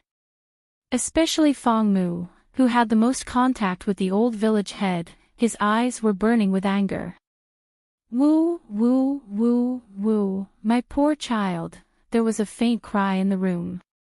Suli stepped forward and pushed the door open. Suddenly, she saw Wang Dafu, his wife and Mammy Li. Wang Li was not as rude as before. She seemed to have lost her soul. Her tears kept flowing and she was murmuring. Wang Dafu's state was not much better. He didn't know how many days he had not changed his clothes. The bloodstains on his clothes had turned brown. Miss, you are finally back. Mammy Li looked up and saw Su Li and others. She was overjoyed and quickly grabbed Su Li's hand. She said, something bad happened, miss. Since you left, a group of people came and took away the grandson of the Wang family on the third night. Xiaowu and others tried to stop them, but they were also caught. The old village head was killed with one blow. The children of many families in the village have disappeared. What a sin. Who are the people? Do you have any clues? Su Li frowned. It had been 3 days since Mammy Li said that. She couldn't have a clue. It must be them.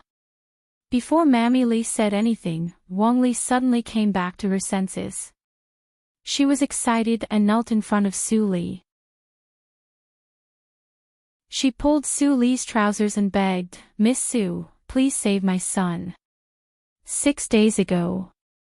Wang Li told Su Li what happened in the past few days. It turned out that 6 days ago, the day Su Li and others left, a group of people dressed in rich clothes came to the village. They said they came to buy children. Even if they didn't sell the children, they could get a lot of money. At this time, it was the spring closed fishing season, and the village had no income. Hearing such a good news, all the families in the village immediately sent their children to the hospital. Wang Li was no exception. She still remembered that after the children were sent to the hospital, the middleman also praised Wang Lijua. She was rewarded with 10 taels of silver. She was very happy at that time. For 3 days, the middleman stayed here and didn't leave.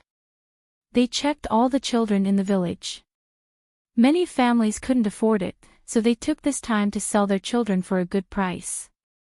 When the whole village was in a jubilant mood, something big happened on the third night. Most of the children in the village were stolen secretly. Only Wang Dafu's family noticed it. At that time, the old village head just got up at night. When he saw a group of black shadows holding Wang Lijua, he immediately shouted and rushed to them with a shovel. Unexpectedly, he was killed in one move. When Xiaowu and Datian came out and saw it, they immediately rushed to them like crazy. But they were no match for the black shadows. Soon, they were controlled by the black shadows and taken away. Wang Dafu and his wife heard the sound and came out. When they saw such a tragic scene, they didn't dare to go out. After the black shadows left, Wang Dafu helped his father up with trembling hands. His face was full of tears. Since her son was caught, Mrs. Wang didn't have the mood to decorate the mourning hall. Only Wang Dafu still had a little conscience. He hung 2 white lanterns at the door. Mammy Li said in a low voice. She had seen the whole thing clearly. She naturally added some words that Wang Li was ashamed to say to Su Li, abducting a boy and a girl. And they even looked at the root bone. Su Li was lost in thought, but she couldn't help but frown slightly. Of course, she knew that the group of people coming was definitely not a broker house. But there were too many sects and forces that could do such a thing just based on this clue. How could she know which one it was? Fong Yuan also looked gloomy. Even Su Li felt it was tricky. They were even more confused and at a loss. Miss Sue. Fong Mu stood up. After the anger, he became calm. He still remembered his current identity and didn't call her too casually. Su Li raised her head, and there was an inquiry in her eyes. Fong Mu avoided the sight of the Wong couple. He gritted his teeth and took out a butterfly-like stone from his arms. He whispered, "This should be helpful." When Fong Yuan saw what Fong Mu took out, his expression changed dramatically. He stepped forward and grabbed Fong Mu's collar. There was a killing intent in his eyes. He said, "Why do you have this thing?" Fong Yuan looked bitter, but he didn't mean to defend himself. Su Li raised her eyebrows and asked Chu Qingning to send the Wong couple back to the room. Then she stepped forward and took the butterfly-like stone. She said softly, "The poisonous insect tracing is a third-grade odor insect. It is very precious. It is probably the natal poisonous insect of the head of the Fong family. Fong Yuan, am I right?" Fong Yuan didn't answer Su Li. He still stared at Fong Mu with a pair of cold eyes. He asked word by word, "How is my father?" "Eldest brother, just kill me." Fong Mu closed his eyes painfully. He had long known that if he took it out, it would inevitably make Fong Yuan furious. If he didn't want to avenge the old village head and save Xiaowu and others, he would keep this secret forever. He couldn't bear the pain of losing his eldest brother. "Fong Yuan, don't be impatient." Su Li patted the latter's tight shoulder and said, "It is impossible to get the natal poisonous insect of the poisonous insect clan by force. Moreover, the poisonous insect is in the state of resting and intact. It is impossible for Fong Mu to forcibly take it from your father. If you have time to be angry, you might as well ask your brother how your father died." Fong Yuan's body trembled slightly. He was silent for a long time and finally let Fong Mu go. As the young patriarch, he certainly knew the characteristics of the natal poisonous insect above the third grade. Since the natal poisonous insect was taken out, it naturally meant that his biological father had died. As a collateral relative, Fong Mu was not qualified to know the secrets of the third-grade natal poisonous insect. After hearing Su Li's words, he suddenly felt guilty. He knelt down and bowed his head, saying, "I'm sorry, eldest brother. I am afraid of being misunderstood by you. If I had known this, I would have given the poisonous insect to you as soon as possible. I am wrong." Fong Yuan raised his head so that people couldn't see his face clearly. His slightly trembling voice came out, "My father, how did he die?" Fong Mu's eyes showed hatred when he heard the words. He said, "Mou Tian, the general of the royal family of Nanjiang country. If he hadn't plotted against the head of the Fong family, our Fong family wouldn't have been reduced to this. I used the secret skill to escape at that time. Later, I was deliberately caught by the Dahan country and became a prisoner of war. I met the head of the family. If he hadn't used his last strength to prolong my life for me, I wouldn't have been able to see you." Fong Mu was about to tell Fong Yuan all kinds of secrets that happened in that year, but he was interrupted by Su Li. Okay. Even if you tell these things, what can you do?" Fong Mu's tone was stagnant, and he suddenly felt bitter. That's right, even if they did, would they be able to take revenge now? Yin Shuedong and Chu Qingning's eyes darkened, and they both fell into silence. Clap, clap. Su Li clapped her hands and handed the poisonous insect of Miles tracing to Fong Mu. She said, "Let's take care of the things in front of us first. We will naturally take revenge in the future. Fong Yuan, you wake it up, and it can be regarded as the inheritance of your Fong family. Hurry up." Fong Yuan took over the poisonous insect. Without saying anything, he held the sword and cut a small wound on his chest near his heart. Then his lips slightly wriggled. The butterfly poisonous insect actually came to life, and then it lay on Fang Yuan's chest and sucked the blood. Just in the blink of an eye, Fang Yuan felt that most of the pneuma and blood in his body were gone, and he almost fell down. At this moment, a white and slender palm was printed on his back. In an instant, his internal organs were wrapped by warm green light, and his hematopoietic ability increased rapidly, which actually caught up with the loss of the poisonous insect sucking blood. After a full hour, the gray and stone-like poisonous insect returned to the colorful butterfly. It spread its wings and gently fell on Fang Yuan's shoulder. The movement was intimate.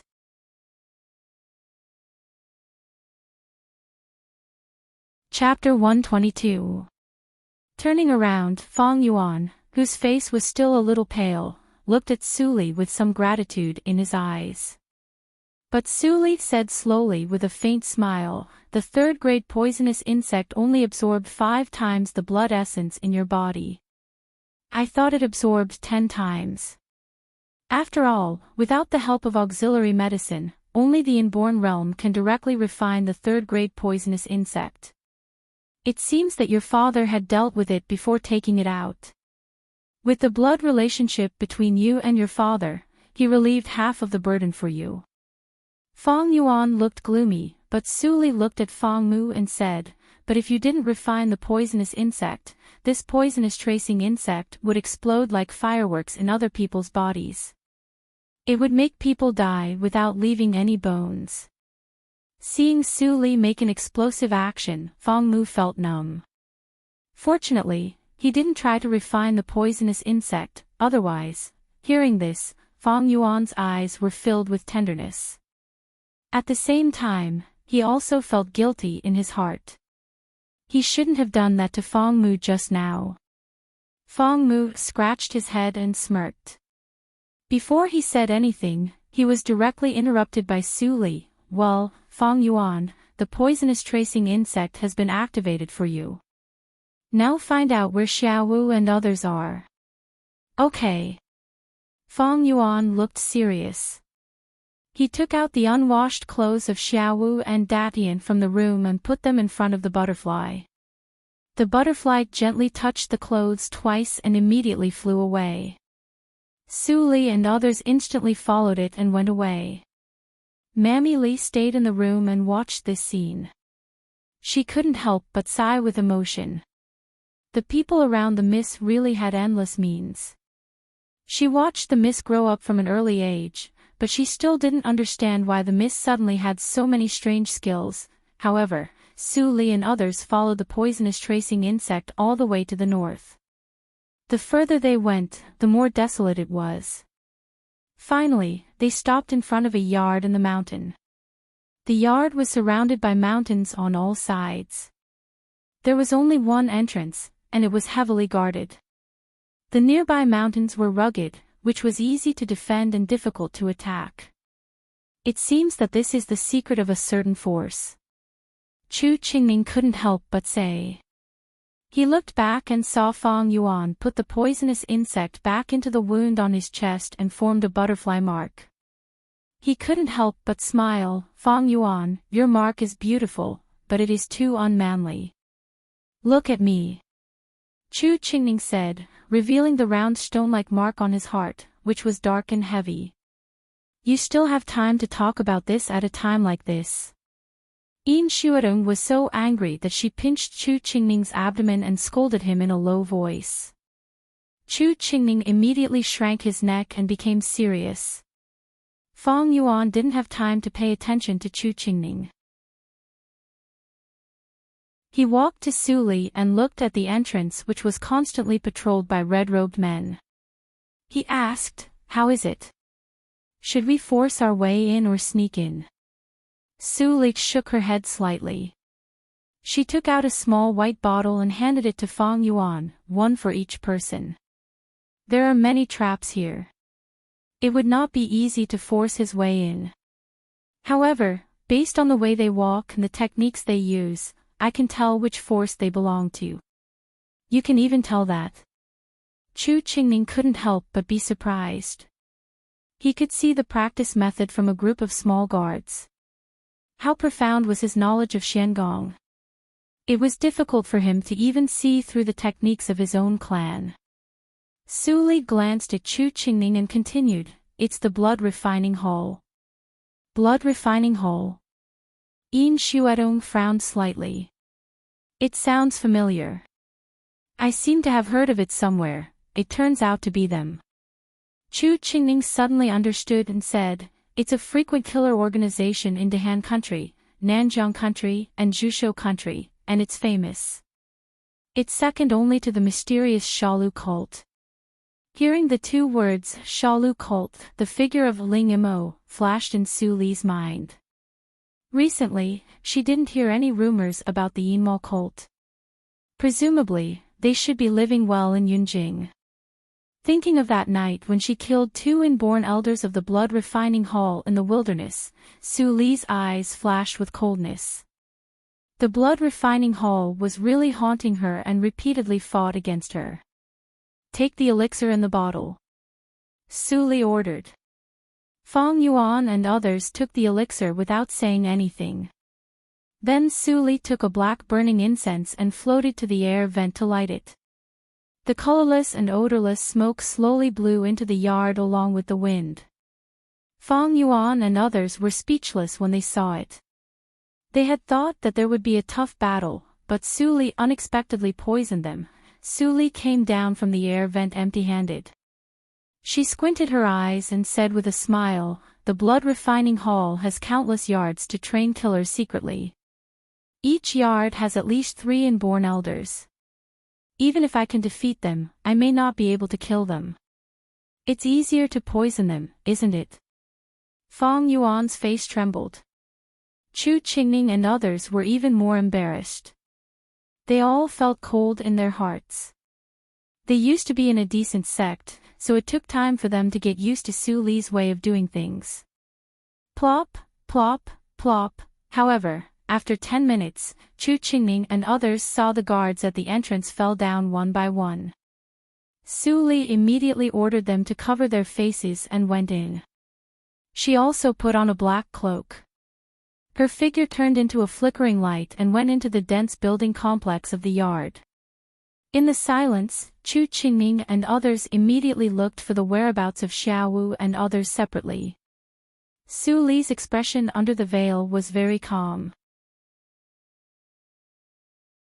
She didn't look for Xiaowu, but jumped to the 3 luxurious courtyards in the deepest part of the yard. She dragged out 2 men and a woman and put them on the ground. They were all dressed in red elder costumes of the blood refining hole. Then, she raised her hand and the sword fell. 3 inborn seniors were beheaded in their sleep and died very peacefully. Su Li wiped the blood on the sword expressionlessly. The blood refining hall would become the obstacle of the Shalu cult and the Linli building in the future. Now that she encountered it, she naturally needed to get rid of future troubles as soon as possible.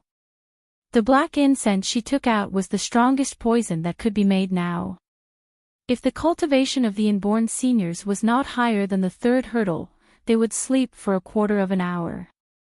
If the cultivation of the inborn seniors was higher than the 3rd hurdle, the incense would be ineffective. It seems that this yard is not an important place of the blood refining hole. Otherwise, only 3 elders who were lower than the 3rd hurdle would be sent to guard it. Su Li thought so. After destroying the corpses, she left the courtyard and turned to find Fong Yuan and others. "Su Li, come here quickly." Soon after walking out of the courtyard, Su Li heard Chu Qingning's exclamation from the west. She rushed to a house with a strong smell of blood and immediately frowned. At this time, Chu Qingning came out from inside with an extremely ugly face. Yin Xuedong also came out with a pale face. After walking a few steps, he vomited on the side. I found Xiaowu and the others in the east courtyard. The children of the Dawang village are all unconscious. Fong Yuan arrived from the east. When he saw Chu Qingning's expression, he was slightly shocked and immediately followed Su Li into the house silently. The light in the house was extremely dim. The pungent smell of blood came to Fong Yuan's face. Suddenly, he felt that he kicked something soft under his feet. He looked down. It was a bloody arm. It was very fresh and the port was still gurgling with blood. Fong Yuan's pupils shrank violently. Then he noticed that the foot was sticky. It was the stickiness caused by the half-dried blood. Ooh. Taking a deep breath, Fong Yuan tried his best to see the scene in the house. Even though he had been trained on the battlefield, he couldn't help but be shocked. It was not an exaggeration to call it hell. In the spacious house, there were all kinds of instruments of torture. Those instruments of torture were dyed black by blood. Some barbs were even stained with blood and flesh. A teenager, who seemed to be about the same age as them, was tied to the torture frame. His limbs had completely disappeared and scattered on the ground. Fong Yuan looked back at the broken arm at the door. It was the teenager's. What's wrong? Why do you have to cut off his limbs? Become a human stick. Fong Mu's eyes were red. He gasped and looked around. Then he saw that there were a lot of wooden barrels with the height of half a person on the four walls. Heads were exposed from the barrels, emitting a faint breathing sound. Obviously, they were still alive. All of them are human sticks. Fong Mu was so scared that he stepped back a few steps. He accidentally stepped on something. Crack! He looked back and saw that there were broken limbs piled up in the corner. Some of them had turned into bones. The blood refining hall is simply insane. Chu Qingming hammered the wall fiercely. Then he grabbed the man of the blood refining hall who fainted on the ground and still held the instruments of torture in his hands. He cut off his neck with a knife. The blood sprayed on the ground. Su Li just looked at him indifferently. She didn't even show any resentment. Ah! Chu Qingming let out a repressed roar. Even if he killed the man, he didn't feel happy at all. Su Li had said before that there were countless such places in the blood refining hall. At this time, Su Li's indifferent voice came, Chu Qingming, kill them all. Chu Qingming looked up in amazement. He saw that Su Li pointed at the group of teenagers with sticks. He was shocked in his heart and couldn't believe it. Su Li sneered, do you think they still want to live after being like this? Let them die without knowing anything. That's what you should do now.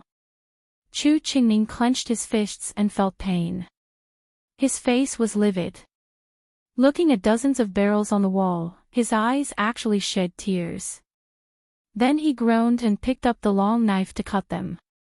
Puff! Puff! One head after another was thrown down. Soon Fong Mu joined in. The smell of blood in the room was heavier. Yin Xuedong held the door and choked with sobs. Fong Yuan sighed deeply and looked at Su Li, who was expressionless all the time. She should be angry, right? Or was she really calm? In fact, if I don't give them the antidote, after 6 hours, there will be no one alive in this yard. Su Li's voice suddenly sounded, which made Fong Yuan's heart tremble. He turned his head with his eyes full of disbelief. Then why did you let them? It may be a baptism for them. Su Li's eyes fell on Fong Yuan and she smiled deeply. You are much calmer than them. You should have seen such a scene, in the Fong family. No. Fong Yuan was immediately stimulated and said angrily, the Fong family can't do such a terrible thing. It's the military camp of Nanjiang. I see. Su Li showed a look of understanding, but she didn't say it at all. In the military camp, people with sticks are mostly used to vent anger and train courage. It seems that you have a little status in the military camp. No. Fong Yuan said in a low tone and pointed to the barrel. I almost became like this, so I ran away. Su Li was slightly stunned and then nodded gently. She looked at Chu Qingning and Fang Mu, who seemed to be crazy, and said nothing. An hour later, Chu Qingning and Fang Mu were pale and covered with blood. As soon as they walked out of the house, they felt weak and collapsed on the ground. Su Li shook her head and turned to the east courtyard to feed Xiaowu and others the antidote. Then she moved them to the handcart of the blood refining hall one by one and prepared to send them to the nearest town. After everyone was transported out, Fang Yuan skillfully poured black oil and threw torches. Soon the whole yard was in a sea of fire. The secret stronghold was destroyed, and the blood refining hall would definitely send people to investigate it. The fire still had to be set. On the handcart, Chu Qingning lay flat and looked at the fire in the mountains. The black smoke rushed to the sky. His eyes gradually focused. The mountain wind blew, as if God was sighing.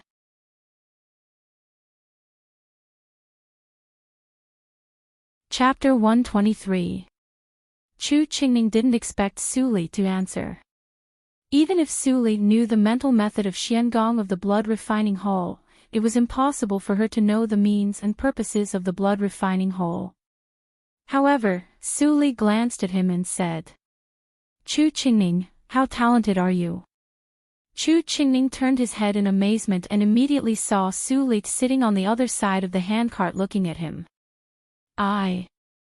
When I was a child, my father said that I had excellent aptitude and had a chance to reach the inborn realm. Chu Qingning answered honestly. Su Li couldn't help but smile and said, "If someone like you enters the blood refining hall, he will become an elder, not a stick." Chu Qingning was suddenly stunned. He heard the hidden meaning in Su Li's words. The conclusion of a person's aptitude is not accurate only by touching the bone. We can know the result only when we really practice. Do you think the blood refining hall is doing good deeds? Chu Qingning shook his head quickly. The vicious blood refining hall certainly wouldn't do good deeds. So, the new blood who enters the blood refining hall is either good or bad. A group of people is destined to be eliminated.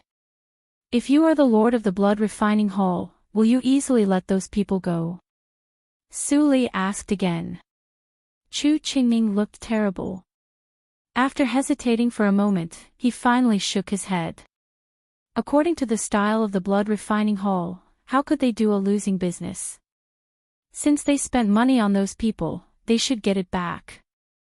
Su Li said in a relaxed tone, as if she was not talking about a bloody thing at all, "So, those teenagers will be cut into sticks. After their injuries are healed, they will appear in the streets and become qualified beggars. What they get from begging will naturally be taken by the blood refining hall. They will slowly die in despair and resentment. This is their end." Chu Qingning stopped breathing and murmured to himself, "It turns out to be like this." At this moment, there was no doubt in his mind. Although he killed them by himself, he felt relaxed. Fang Mu was silent on the side, but he also showed a bitter smile. If you can't take revenge, your end is likely to be 100 times more miserable than theirs. Su Li finally said what she really wanted to say. The four people were shocked and they heard the words, and their eyes were full of hatred. "So, we have to work harder." Amidst the night breeze, the girl's sigh could be heard, accompanied by the sound of the cart's wheels grinding against each other. Early the next morning, several blood-stained carriages appeared on the streets of Silver Light Town.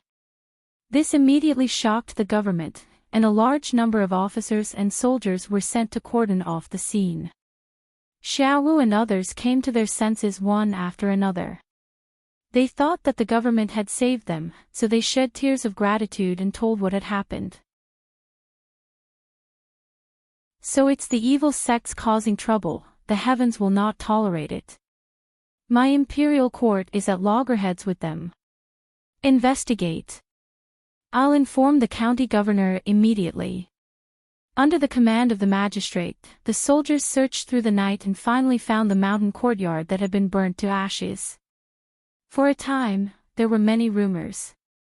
Some said that the evil sects had committed too many sins and suffered the wrath of heaven, while others said that it was a case of black eating black. However, there were even more people who believed that it was the righteous sects that had taken action. Otherwise, they would not have been able to save so many survivors. After staying in the government office for 3 days, Xiaowu and other children of Dawang village were sent back. Seeing the white lanterns hanging in front of the door, Xiaowu and Datian felt sad. They pushed open the courtyard door and saw the morning hall in the house. Their tears couldn't stop flowing. Wang Lijue, who was following behind them, also had red eyes. Shua, you're back. Wang Li in the house saw Wang Lijue and immediately hugged him with ecstasy. However, Wang Lijue dodged and said with a disgusted face, "Don't touch me. I'm going to worship my grandfather." After saying that, he ignored Wang Li, who was standing still, and quickly ran to the coffin. Looking at the old man with a serene face in the coffin, he reached out his hand and touched the old man's cold face, which was covered with tears. "Grandpa, I was wrong. I won't listen to my mother anymore. I will go to school and become a learned person like you. If you were alive, how good it would be for me to listen to your teachings." Although he was only 10 years old, he also knew the fickleness of human nature. He woke up that night, but only his grandpa, Xiaowu, and Datian came out to stop him. The woman who said she loved him hid behind the house with the man who also said she loved him. They didn't dare to come out at all. Xiaowu knelt in front of the coffin and clenched his teeth to prevent himself from crying. He clenched his fists so hard that they were almost bleeding. If only the bodyguards had been there that night. No. If he had enough strength to resist like the bodyguard, his grandfather wouldn't have died. In order to survive in this world, one could not rely on others. In the end, one could only rely on oneself. "I want to become stronger." A raging flame ignited in the youth's eyes. He could no longer tolerate something similar happening in the future. He wanted to be like his bodyguard and become stronger. Su Li and others looked upstairs. Fang Yuan couldn't help but praise, "Good eyesight." It is not too late for these two boys to start practicing now, as long as they can keep their faith. Chu Qingning touched his chin and said. Obviously, he had come out of the shadow of the blood refining hole. "Xuedong, Fang Mu, what do you think?" Su Li suddenly asked. Yin Xuedong and Fang Mu were shocked and immediately nodded in unison, "I will listen to Brother Qingning."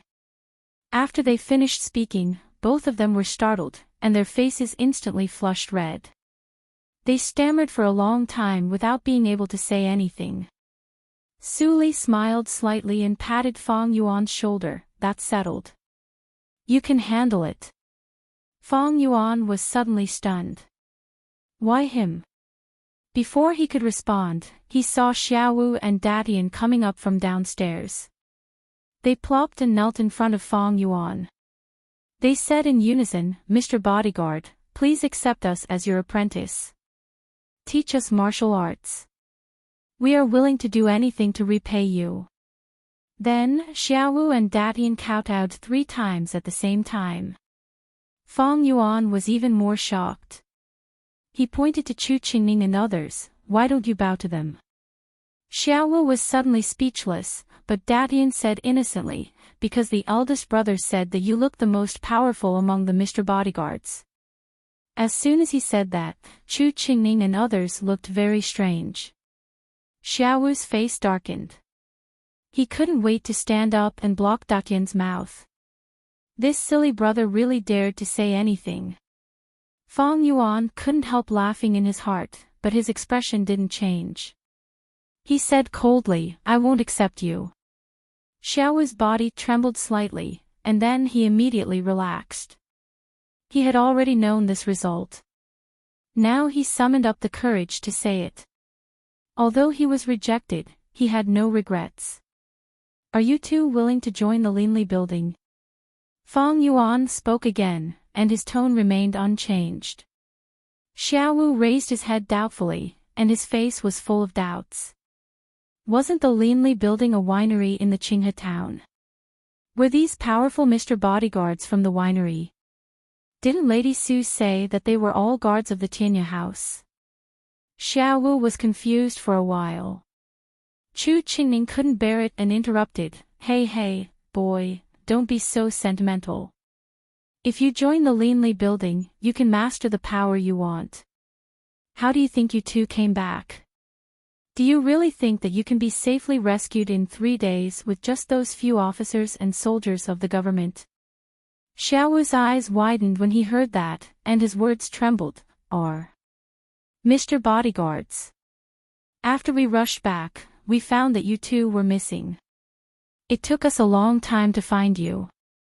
Chu Qingning sighed and patted Xiaowu's shoulder. We have helped you to avenge your grandfather. If there is another time, you can do it yourself. Yes. Xiaowu burst into tears and kowtowed 3 times, I am willing to join the Linli building. I will go through fire and water without hesitation. Clap. Su Li clapped her hands and said with a smile, Xiaowu, congratulations. Don't worry about the affairs of the school. I will explain it. Well, thank you, lady. Looking at Xiaowu's excitement, Su Li stopped smiling, and a ray of light flashed in her eyes. She had seen that Datian had an extraordinary aptitude a long time ago. If he could set foot on the martial arts circle, he would definitely have some achievements. But Datian was a little stupid and listened to Xiaowu for everything. If she could control Xiaowu, she would naturally control Datian. Her identity should not be known by more people. Maybe one day when Xiaowu really grew up to be a senior of the Linli building, she would let him know who was the real owner of the Linli building. After the dust settled, Xiaowu had no nostalgia for the Dawang village. He went downstairs to pack up and was ready to leave tomorrow. But Wang Lijue pestered him. Brother Xiaowu, take me away. I definitely won't embarrass you, and I'll listen to you. Brother Xiaowu. Brother Xiaowu. Seeing that the half-grown child tied to his leg and refused to get down, Xiaowu said helplessly, Your parents won't let you go with me. Besides, it's not me who can decide whether to take you out or not, but Lord Su. Wang Lijue looked bitter. After many experiences, his wisdom grew rapidly. Then he knew that what his mother instilled in him was vulgar and extremely wrong.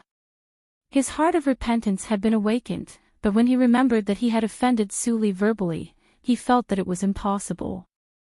However, he still plucked up his courage and stood in front of Su Li. Su Li looked at Wang Lijue with a smile in her eyes. This boy was a little interesting. Can you tell me why you want to leave with Xiaowu? Facing Su Li's question, Wang Lijue was nervous and said the reason that had been hovering in his heart for a long time, because I don't want to be like my parents. I know my father is very weak and what my mother said is wrong. If I stay here, I will definitely be affected by them. My grandfather woke me up, and I can't let him down. I also want to be an excellent person.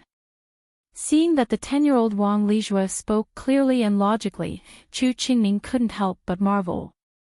Was this the same Wang Lijue who shouted as soon as he entered the door and behaved like his mother? Then, are you ready to suffer with Xiaowu? Su Li smiled more and said, The outside world is not as beautiful as you think. If you give up halfway, you are likely to become a wandering beggar on the street and fight for food with wild dogs.